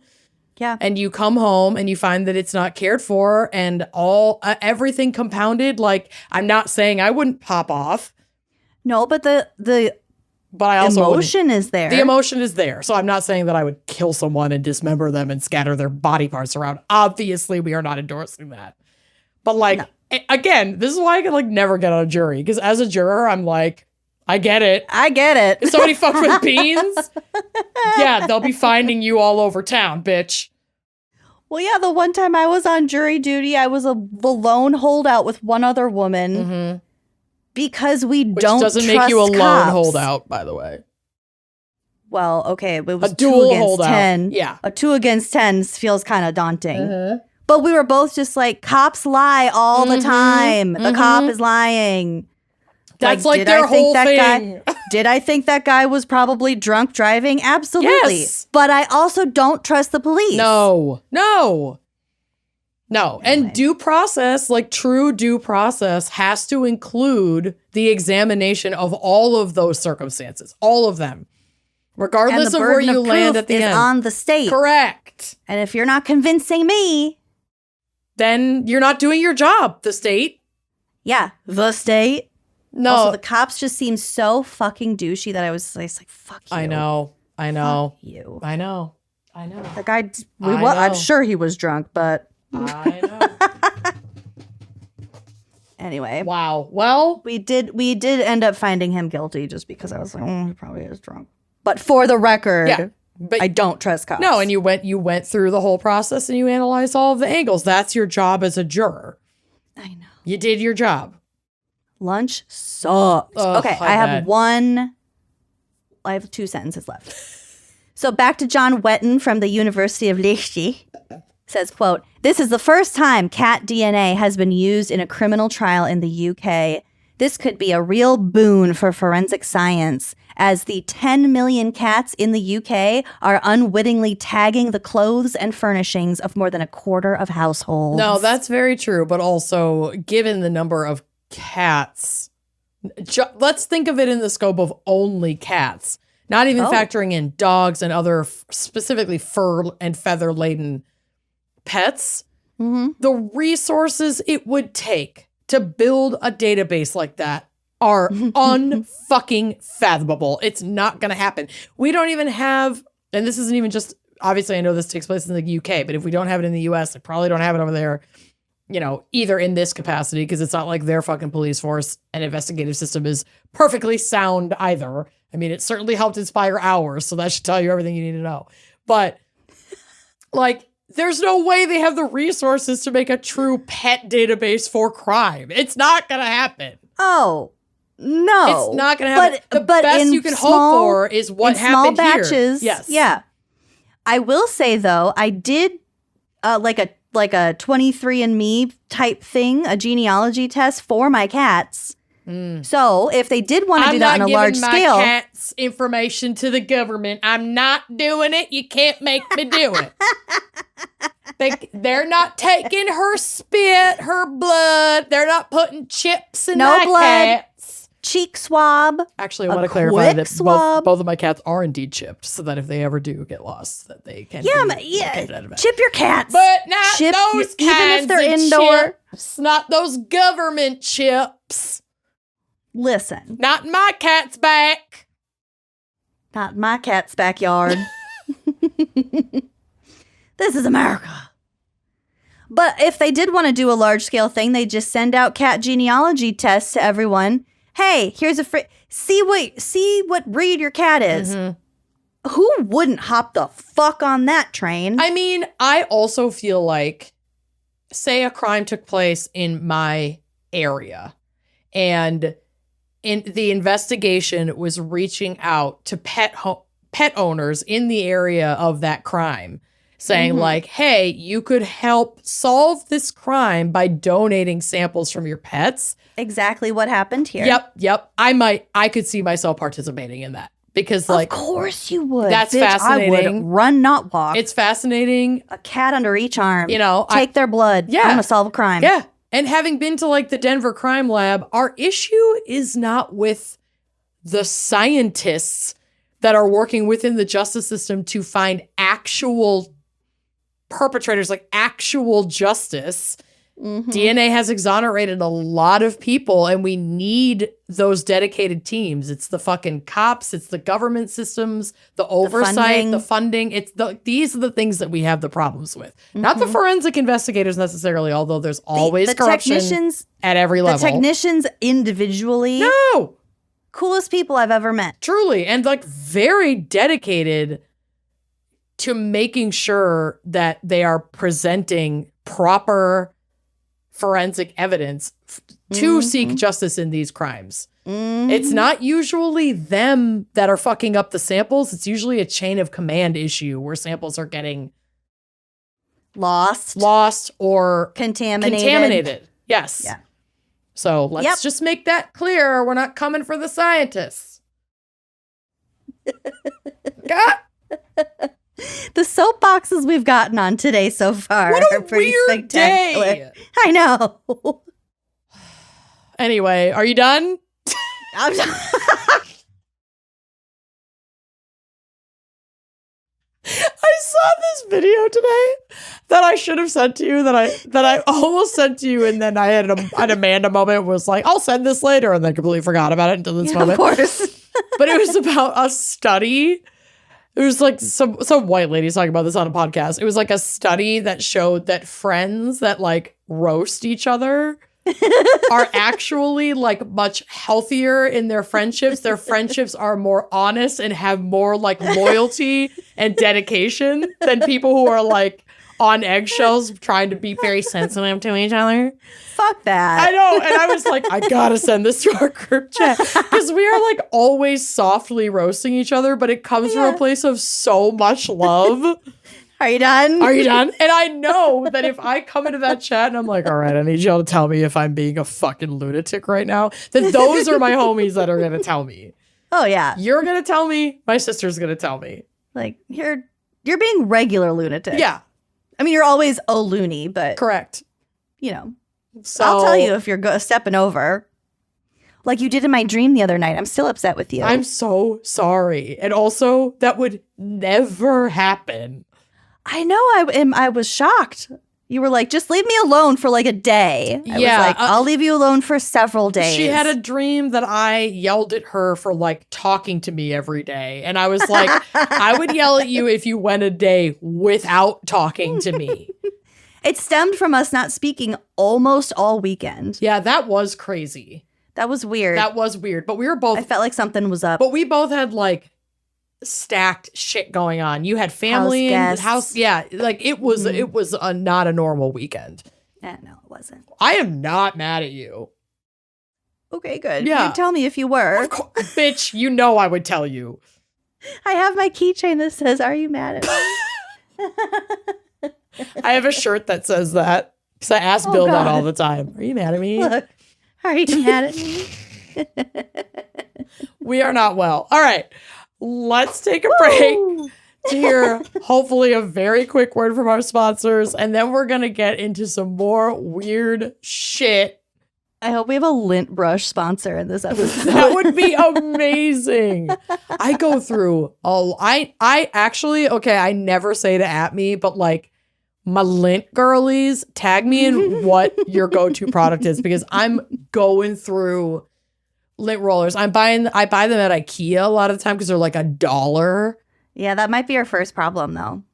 The IKEA lint roller. The Scotch brand, I find works really, really well. Also, if you're just at home, get a paper towel, get it damp, and just rub it off. Okay, let's be real. I'm not lint rolling when I'm just at home, not doing anything. I'm lint rolling. I mean, like before you leave the house. If you're at home on your way out. You think Why would I ever suggest? I know. I was like, I'm just at home. I'm not bothering with it. Anyway. I am coated in fur right now. Yeah. Same. Okay. Quick word. Be right back. Did you know that Fast Growing Trees is the biggest online nursery in the US with thousands of different plants and over 2 million happy customers? They have all the plants that your yard needs, like fruit trees, privacy trees, flowering trees, shrubs, and so much more. Whatever plants you're interested in, Fast Growing Trees has you covered. Find the perfect fit for your climate and space. And Fast Growing Trees makes it easy to get your dream yard. Order online and get your plants delivered directly to your door in just a few days without ever leaving home. Their Alive and Thrive guarantee ensures your plants arrive happy and healthy. Plus, get support from trained plant experts on call to help you plan your landscape, choose the right plants, and learn how to care for them. I have lived in my house for almost 10 years, and the yard has consistently been a source of stress for me because I'm like, I have this whole yard. Mm-hmm. When I dreamed of having my own house that was like a garden and planting shrubs and annuals and perennials and all that stuff.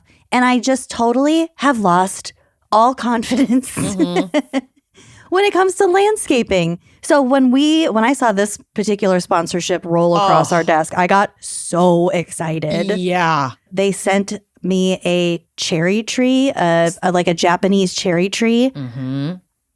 I planted it like a week ago. It's already blooming. Yeah, I love it. It brings me such joy. And like I said, I'm not like afraid to plant living things in my yard anymore because their website, they have so many resources. If you have any questions, all you do is plug in your zip code at the top and it tells you what zone you're in and like what plants are going to thrive in your area. So whether you're looking to add privacy or shade or just like color, natural beauty to your yard, Fast Growing Trees has in-house experts ready to help you make the right decision. They've got plant experts. Not only do they have these digital resources, but they have like real live people that you can call and get in contact with, and they'll offer growing and care advice. So I'm obsessed. You're not in it alone. No. This spring, they have the best deals for your yard, up to half off on select plants and other deals. And listeners to our show get 15% off their first purchase when using code GALS at checkout. That's an additional 15% off at fastgrowingtrees.com. Using code GALS at checkout. Fastgrowingtrees.com, code GALS. Now is the perfect time to plant. Use GALS to save today. Offer is valid for a limited time. Terms and conditions may apply. If you are a pet parent like we are, you're always wondering, what can I do to make your life perfect and keep you here as long as possible? Are you sick? Does your tummy hurt? Yeah. And, you know, I've had animals through many different stages of my life and theirs. And oftentimes have like seen my pet slowing down, having health issues. And you wonder, like, what can you do to make them better? And we're here to tell you. Rough greens is like the most amazing thing that you can add to your dog's diet, or the meow greens to your cat's diet. You add this to their food for 90 days and you'll see changes that will frankly amaze you, and they guarantee it.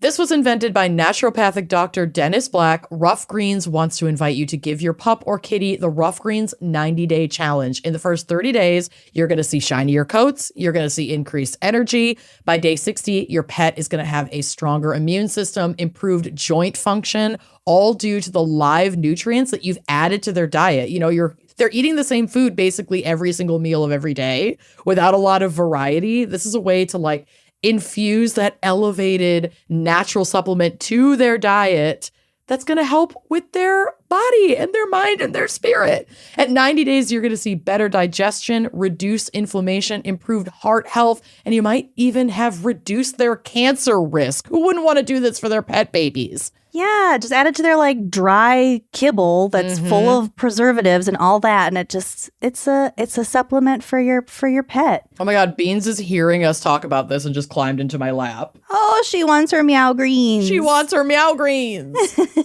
Fetch a free Jumpstart trial bag for your pet today. Go to roughgreens.com Just use promo code GALS for that free Jumpstart trial bag. That's ruffgreens.com and use promo code GALS to just cover shipping. You don't have to change your pet's food to improve your fur baby's health. It's easy. Just add a scoop of Rough Greens or Meow Greens to their food and it'll do the rest. In a world of true crime, bad habits usually lead to bad outcomes. It's the bad guys who have bad habits. Yeah. Never any of us. But in real life, it's a bit more complex. And that is where Fume comes in.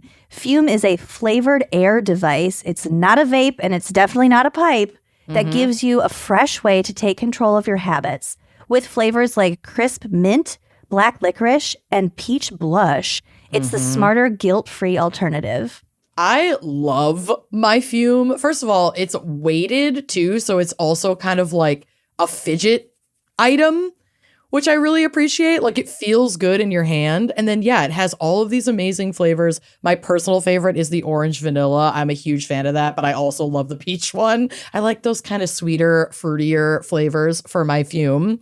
And it just, like, is such a great alternative to a habit that I know I've picked up over the years. And it just feels a lot better to use than some of the other devices that I might be reaching for. And Fume has already helped over 400,000 people take steps toward better habits. And now it's your turn. Use code GALS to get a free gift with your journey pack. Head to tryfume, that's tryfum.com, and use code GALS to claim this limited time offer today.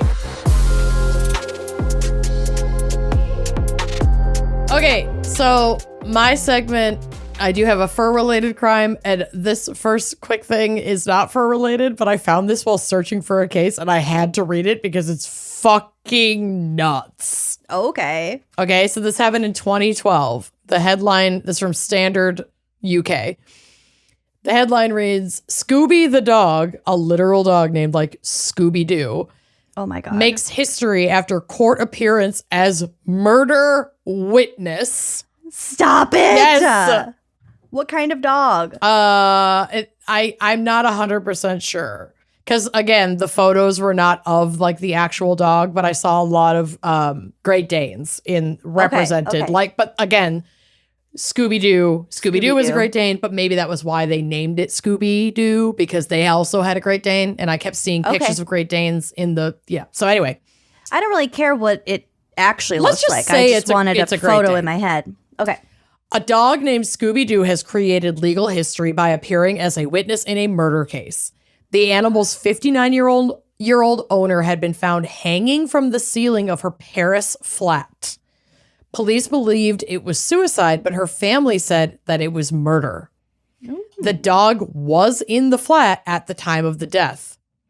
During a preliminary hearing in the city, the pet was led into the witness box by a vet.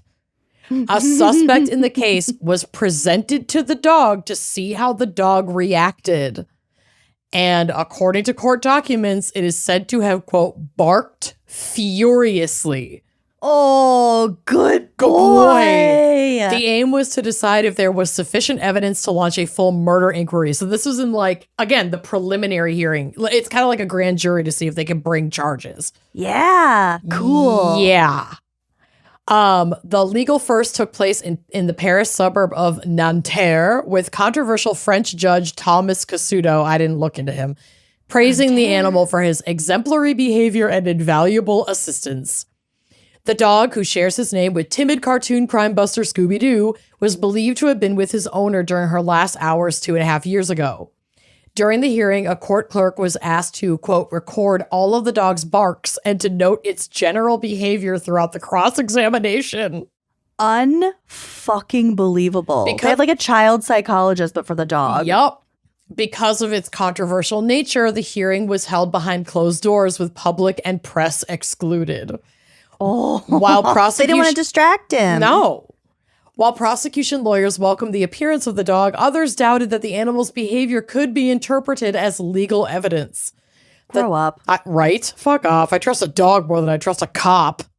But some dogs are cops, okay? Paw Patrol. even if this person isn't guilty of murder, he's guilty of something. Paw Patrol is don't trust him. propaganda, and y'all need to stop showing it to your kids. Oh my God. I'll give you one guess who watched Paw Patrol. We all know. Okay. Okay. So 2.5 years since the death of the animal's owner are the equivalent of about 17 dog years. Oh, God. Quote, that's a long time for a dog to remember what went on, said a legal source close to the case. That's not the same thing. It's the same. No, it's not. Quote, getting a pet involved in a case of this nature is a novel idea, but a lot of people are extremely skeptical. It's a tragic case, but the appearance of the dog did cause a few laughs. He's naturally been nicknamed Scooby.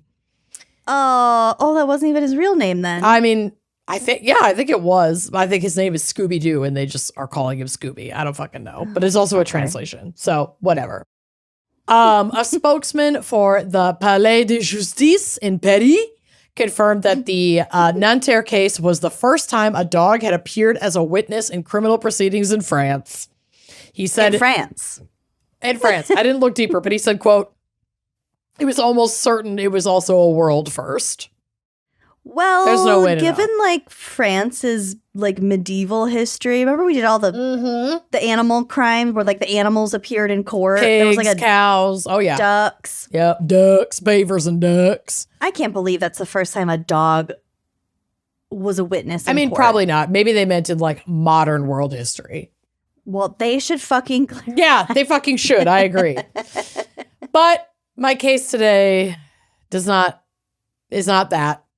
It is really horrific. Gird your loins.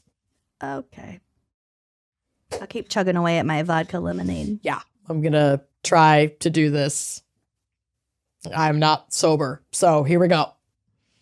The tragedy that is this case unfolded on the night of March 9th, 2001.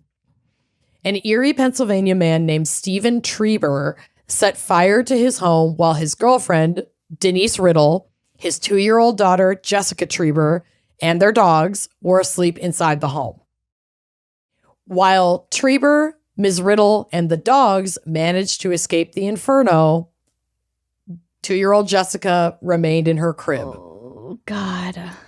A neighbor who rushed to help after seeing smoke testified that Ms. Riddle was frantically screaming for help from a second-story deck on the house.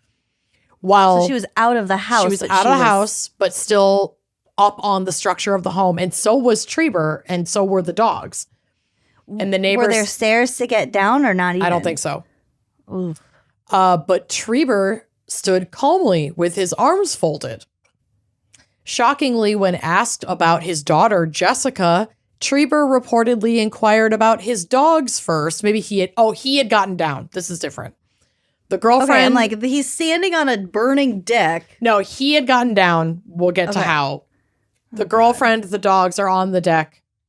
His daughter is still inside. And he just doesn't give a shit about anyone but the dogs. Yep. And so I guess when he was asked, Treiber reportedly inquired about his dogs first and then said, quote, the firemen will get her, Jessica. She's probably dead anyway. Meaning the little girl? His daughter. His 2-year-old daughter. Oh, God. Some fucking people. I don't get it. Oh, he's sick. He's sick. Like, depraved, sick fucking man. And you know what? Nope. We're just going to get to it. Okay. Firefighters arrived quickly thanks to the neighbor calling 911. So Treiber didn't even fucking call 911. They found Jessica's door was left wide open and were able to retrieve Jessica from her crib, but tragically they were unable to revive her. Given the circumstances of Jessica's death, an investigation by the fire marshal started immediately. His findings indicated 2 distinct points of origin for the fire, one in the basement and another in the garage.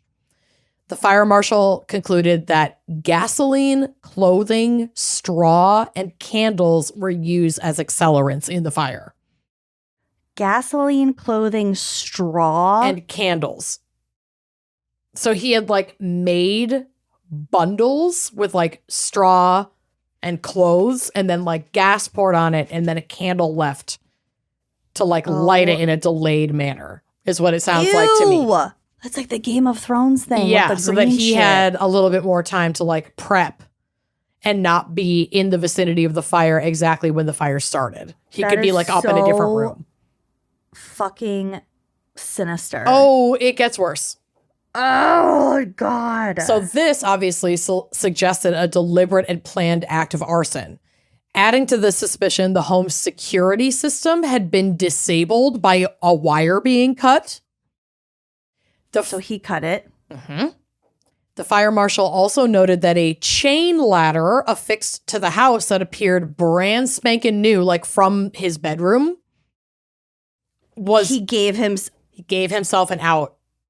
Wow. Fucking wow. So the ladder, he was like, that's a brand new ladder. It doesn't have any rust or any signs of wear and tear. Like, it basically could have had like the Home Depot tag still on it. It looked that fucking new.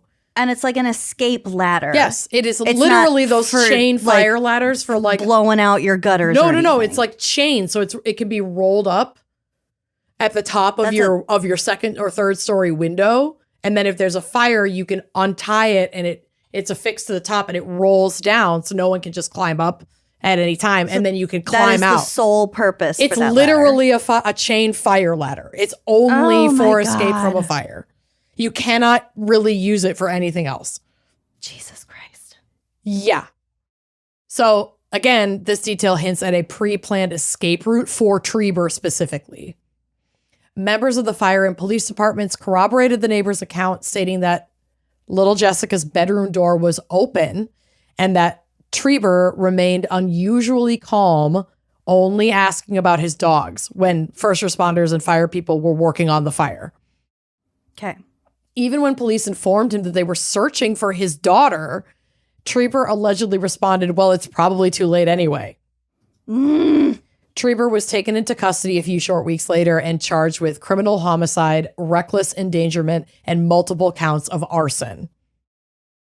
This wasn't Treiber's first dabble in arson either. Like, this isn't, obviously this is pertinent to the case, but it's not a key point in the case, but like, he had been connected to, but not faced charges for, some reports said 9 other fires since he was like a teenager. 9? Yeah, and he was a landlord, and some of the fires had happened on properties that he owned. Holy shit. But they'd never had enough evidence to like directly connect him to them. Yeah. So he couldn't. Where there's smoke. Right. There's an arsonist. So it's like... and fortunately, no one had died in any of these previous fires. But like, for fuck's sake, this is a pattern. This is a history. Can we take this shit seriously? He killed his daughter. It's so fucked. So, God. The testimony of Miss Denise Riddle, Treiber's girlfriend, painted a picture of a controlling man. She described his strict household rules, such as no shoes indoors, and the bedroom doors were always to be closed and, when possible, locked. Which is particularly interesting considering that on the night of the fire, Jessica's bedroom the door was wide open. But he had like explicit rules about the doors being closed, and doors that like had locks on them had to be locked. So I'd assume like... Just at night. Yeah. In general. Just around the clock in general. That's really weird. It is weird. Especially with young kids. Yep. Was it just her? Was she the only kid in the home? Yes, she was the only child in the home. Ms. Riddle also had an adult son. He was like 22, who sometimes stayed at the property, and he was there. He was not there at the time of the fire, but I believe he did testify because I know we mentioned him later in the case. So we'll get to him. But yes, Jessica's the only like child in the house. And that was his child with her? Or no, not his with child her? from a previous marriage. Okay. Yep. So Ms. Riddle also recounted a prior instance where Treiber had forbidden her from going to a local bar, even threatening to burn the bar down if she went there. Don't forbid me from going to a local bar. Yeah, how fucking dare you? I just whipped my head so much a hair clip fell out of my hair. Like, that's how aggrieved I am over this. Remember when you whipped your ponytail and like spilled your drink? Yes, there's a gif of it that lives on the internet forever. That's a full gif. So... Oh no, your glasses fell off. My glasses did fall off, and I almost spilled my wine. It was a hectic moment. So during the fire itself, Miss Riddle testified, the girlfriend, that Treiber escorted her and their 2 dogs out onto the deck and then like went back inside, but then claimed he couldn't rescue Jessica because the smoke was too bad. But Miss Riddle also recalled not observing that much smoke at the time that he had gone back inside to try, quote unquote, to rescue Jessica. And her door was wide open. And her door was wide open. In a particularly chilling detail, she stated that after Jessica was pronounced dead, this is wild. Treiber instructed her not to speak to the police, and when Ms. Riddle expressed her grief over Jessica's death, he replied that they, quote, could always make another little Jessica. Don't worry about this, child. We can make another one. Yeah, which Jessica isn't her kid, but she's obviously been in this He's kid's not life. getting it that it's a child. It's replaceable. That response sent fucking chills down my spine. This is like psychopathy with the building of the sick. little bundles of the candles and everything. Ugh. It's sick. So we'd find out in court that the investigation uncovered a lot more than the obvious indicators of arson, like those piles that he built in the different rooms. No, it's like those that piles alone. are so spooky. That alone is enough to be like, yeah, this was an intentional fire, but there was this fucking guy. Okay. Oh, no. So weeks before the fire, according to Miss Riddle, Treiber had become fixated on fire safety and made Ms. Riddle and her 22-year-old son, Eric Keith, who was sometimes at the property, but I think he rented one of Treiber's apartments. So he didn't like live there full time, but because she was dating his his landlord was dating his mom, he was over at the house. So he would have them like practice fire drills and fire evacuation routes from the house. What the fuck? In the month before the fire, Treiber purchased straw on 4 separate occasions and acquired 2 5-gallon gas cans. Straw? Yep, which was in those piles. Ew. He bought gasoline in 2 separate spots on the day of the fire.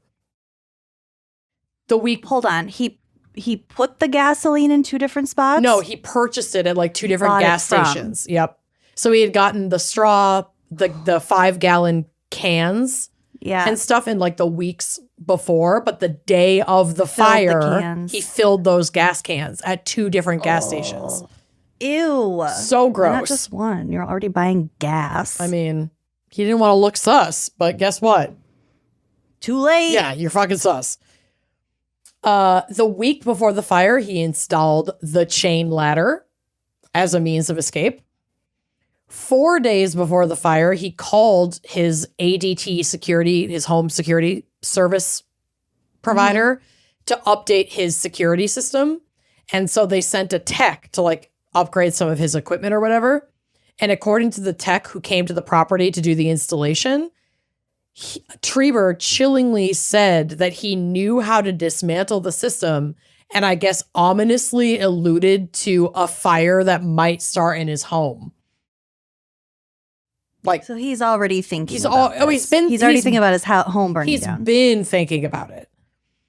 A funeral director also testified that during arrangements for Jessica's funeral, Treiber showed no emotion and repeatedly referred to his deceased daughter as it. Yeah. Oh, that might be the worst part so far. It's all really fucked up. Oh my God. Jessica's mother and Stephen's ex, Jody, testified that Treiber had a visitation weekend scheduled for March 9th, but insisted on picking Jessica up early that week to have some extra time with her. And that would have been the time that the fire happened.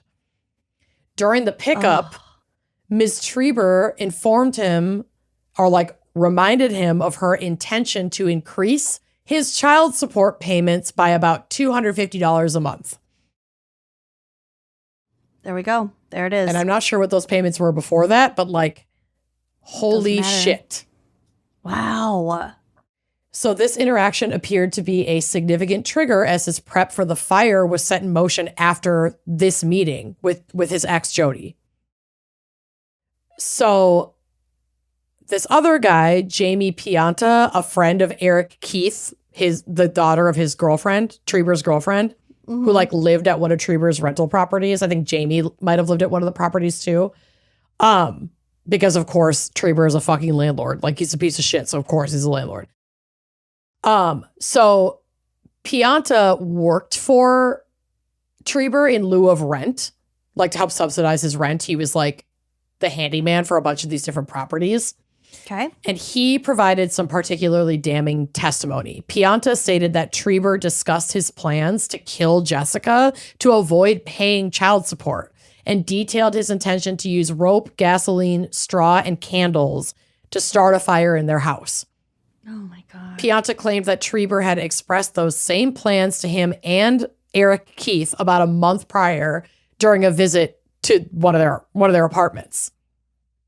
Further evidence of financial motive included testimony that a month before the fire, Treiber attempted to increase the limits on his credit cards, his homeowner's insurance, and also tried to buy a new life insurance policy on Jessica, naming himself as the beneficiary. So he's trying to find all these ways to get money. I know. What the hell? You may as well have just called the police at every step. Yeah. And given yourself away. Heads up. Which I always say. You might as well have kept a diary. Well, right. And which I always say, if you're going to be a fucking heinous murderer, at least be stupid so that like we can find you. Throw your ass out. Yeah. Yeah. But okay, so not just that, he also changed for some reason, well, probably just to save money. He changed his automobile comprehensive deductible, but not his like collision insurance. So I think he was just doing what he could to like cut his bills. But it was obvious that he was suddenly like trying to find ways to squirrel away or get more money. Yeah. And obviously the biggest red flag is the insurance policy on baby Jessica. But Treiber was even more stupid than all of this evidence would already lead you to believe, because despite everything he did to prep for this fire that was directly linked to him, he thought he could make it look like someone else did it.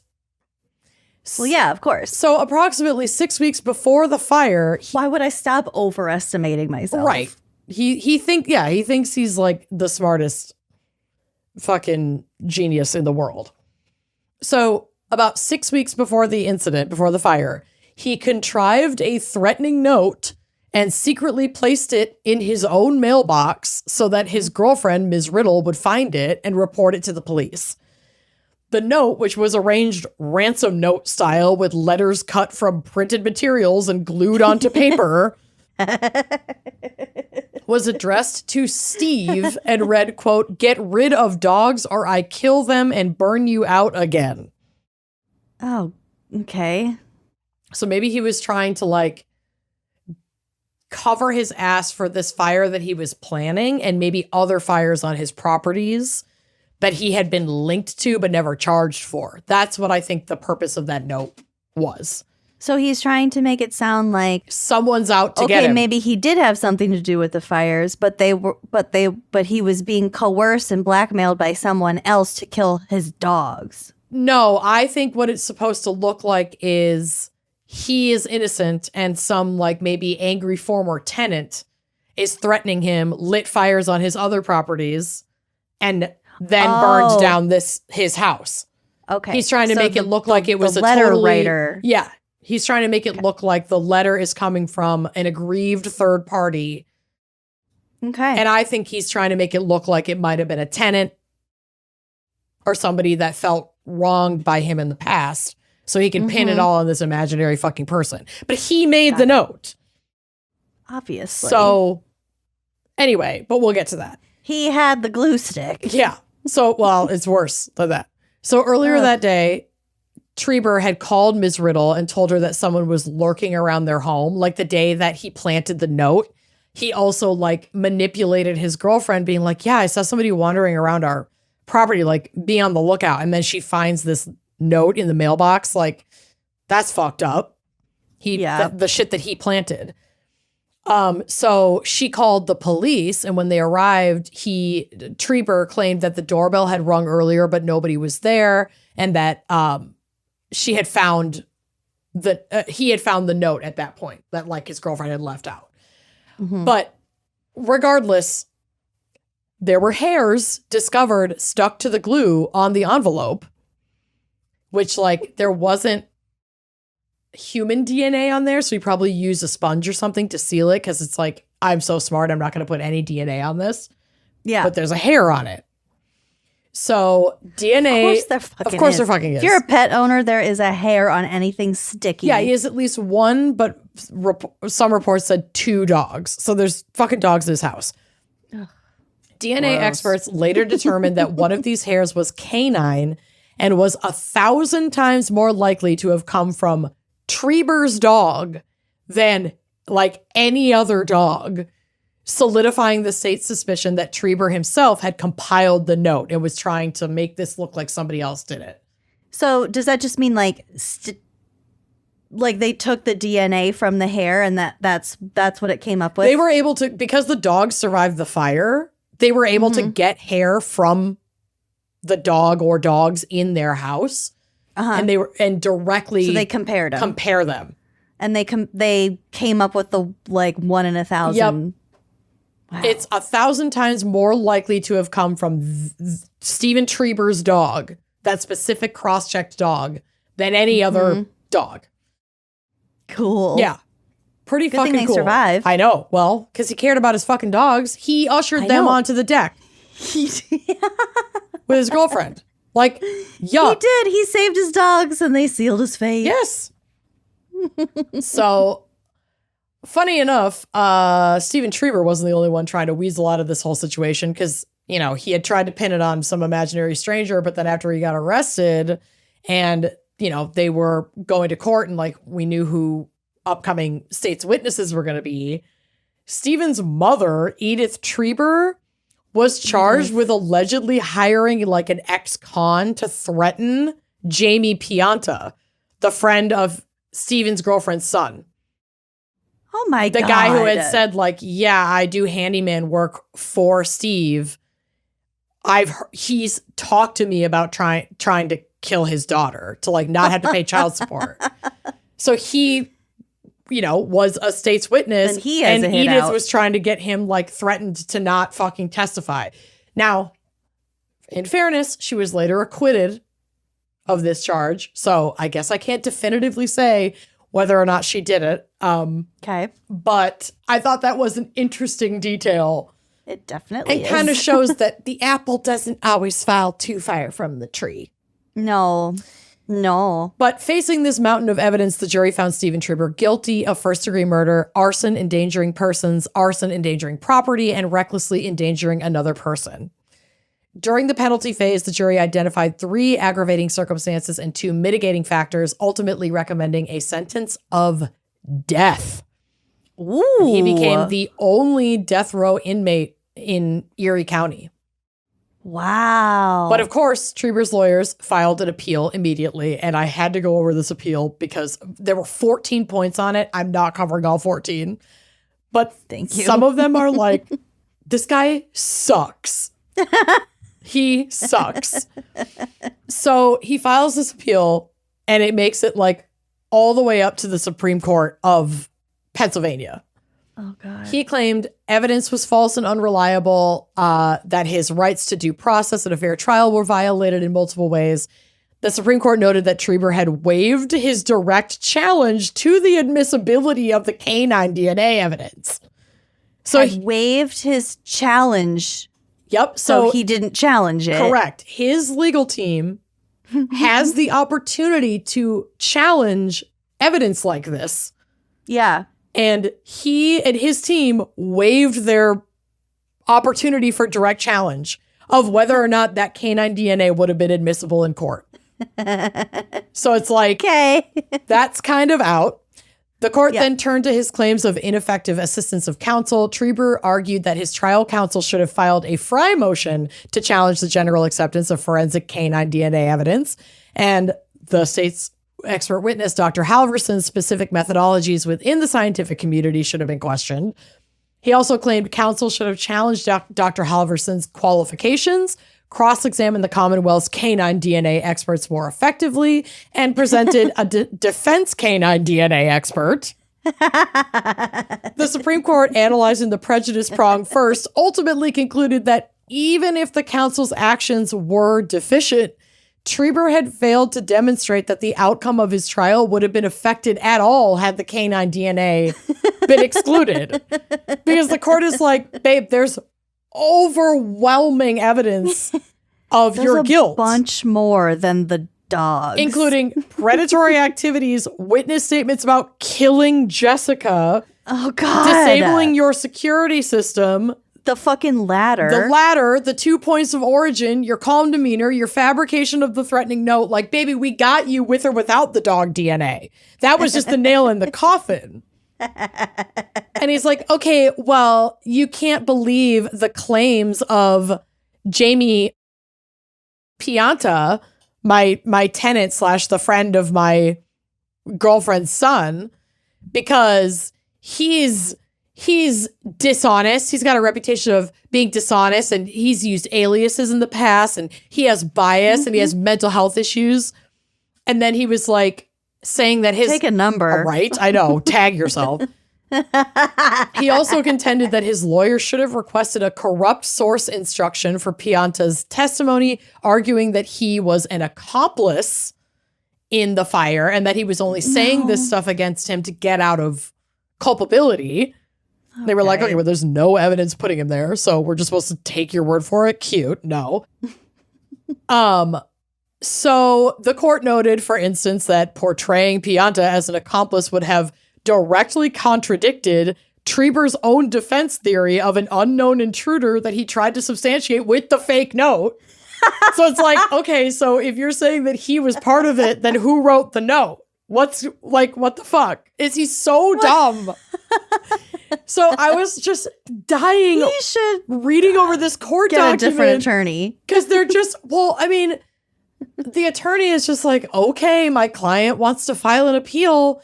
Yeah. I guess I'll file it. I mean, of course, you're going to do that just to delay execution.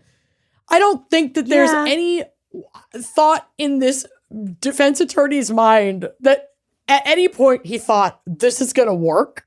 I think he's like, at this point, all I can do is buy this guy time because he did it. You're up the river. Yeah. So I was fucking losing it reading this court document because the Supreme Court is just batting away every piddly, dumbass fucking claim that he makes. And I was like, no. The accusation that Jamie was part of it when the court is like, bitch, you wrote the note. Then what would have been the point of the note? I was fucking losing it. So never fear. His appeals were shot down. He remains in prison.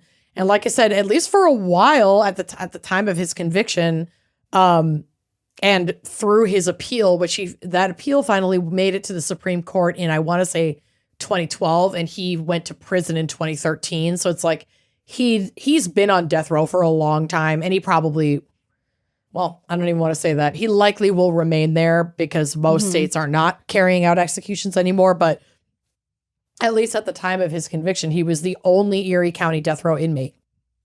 Wow. Again, I'm not sure if that's still the case, and things change so rapidly under this administration, especially when it comes to prisons and the death penalty. I mean, not especially, among when it comes to that. So I don't know, but he was then. And either way, he's not getting out anytime soon. He killed his kid because he didn't want to pay $250 more a month on child support.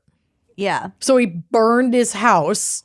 Well, and murdered his daughter. He was already a fucking psychopath. He was. So I don't think the motivation of the extra $250 carried as much weight as his already being completely depraved and devoid of compassion and humanity. Yeah. Humanity. That man. That's so fucked. Gross. Yeah. I love that he saved his dogs only for that. For it to fucking. Well, I also still agree. There was enough there. There was plenty, but I also love that too. It's like, get the dogs out. It's like, well, that's your downfall, bitch. care about your dogs that much more than your child. Yeah, Wow. let's slower roll on that. On that choice. Well, but that's my case. are you done yet? I'm done. Excellent job. Well, thank you so much to Jamie Batchelor and Brittany. BFF Brittany. BFFs. Thank you so much for this topic. This was Unhinged. a calamitous ride. Truly. What a roller coaster. I liked it, though. I loved it. Great episode. Thanks for sticking with us, and we will see you next week. And if you want this ad-free, get at us on Uncorked. Hell yeah, that's where it's at. Bye-bye.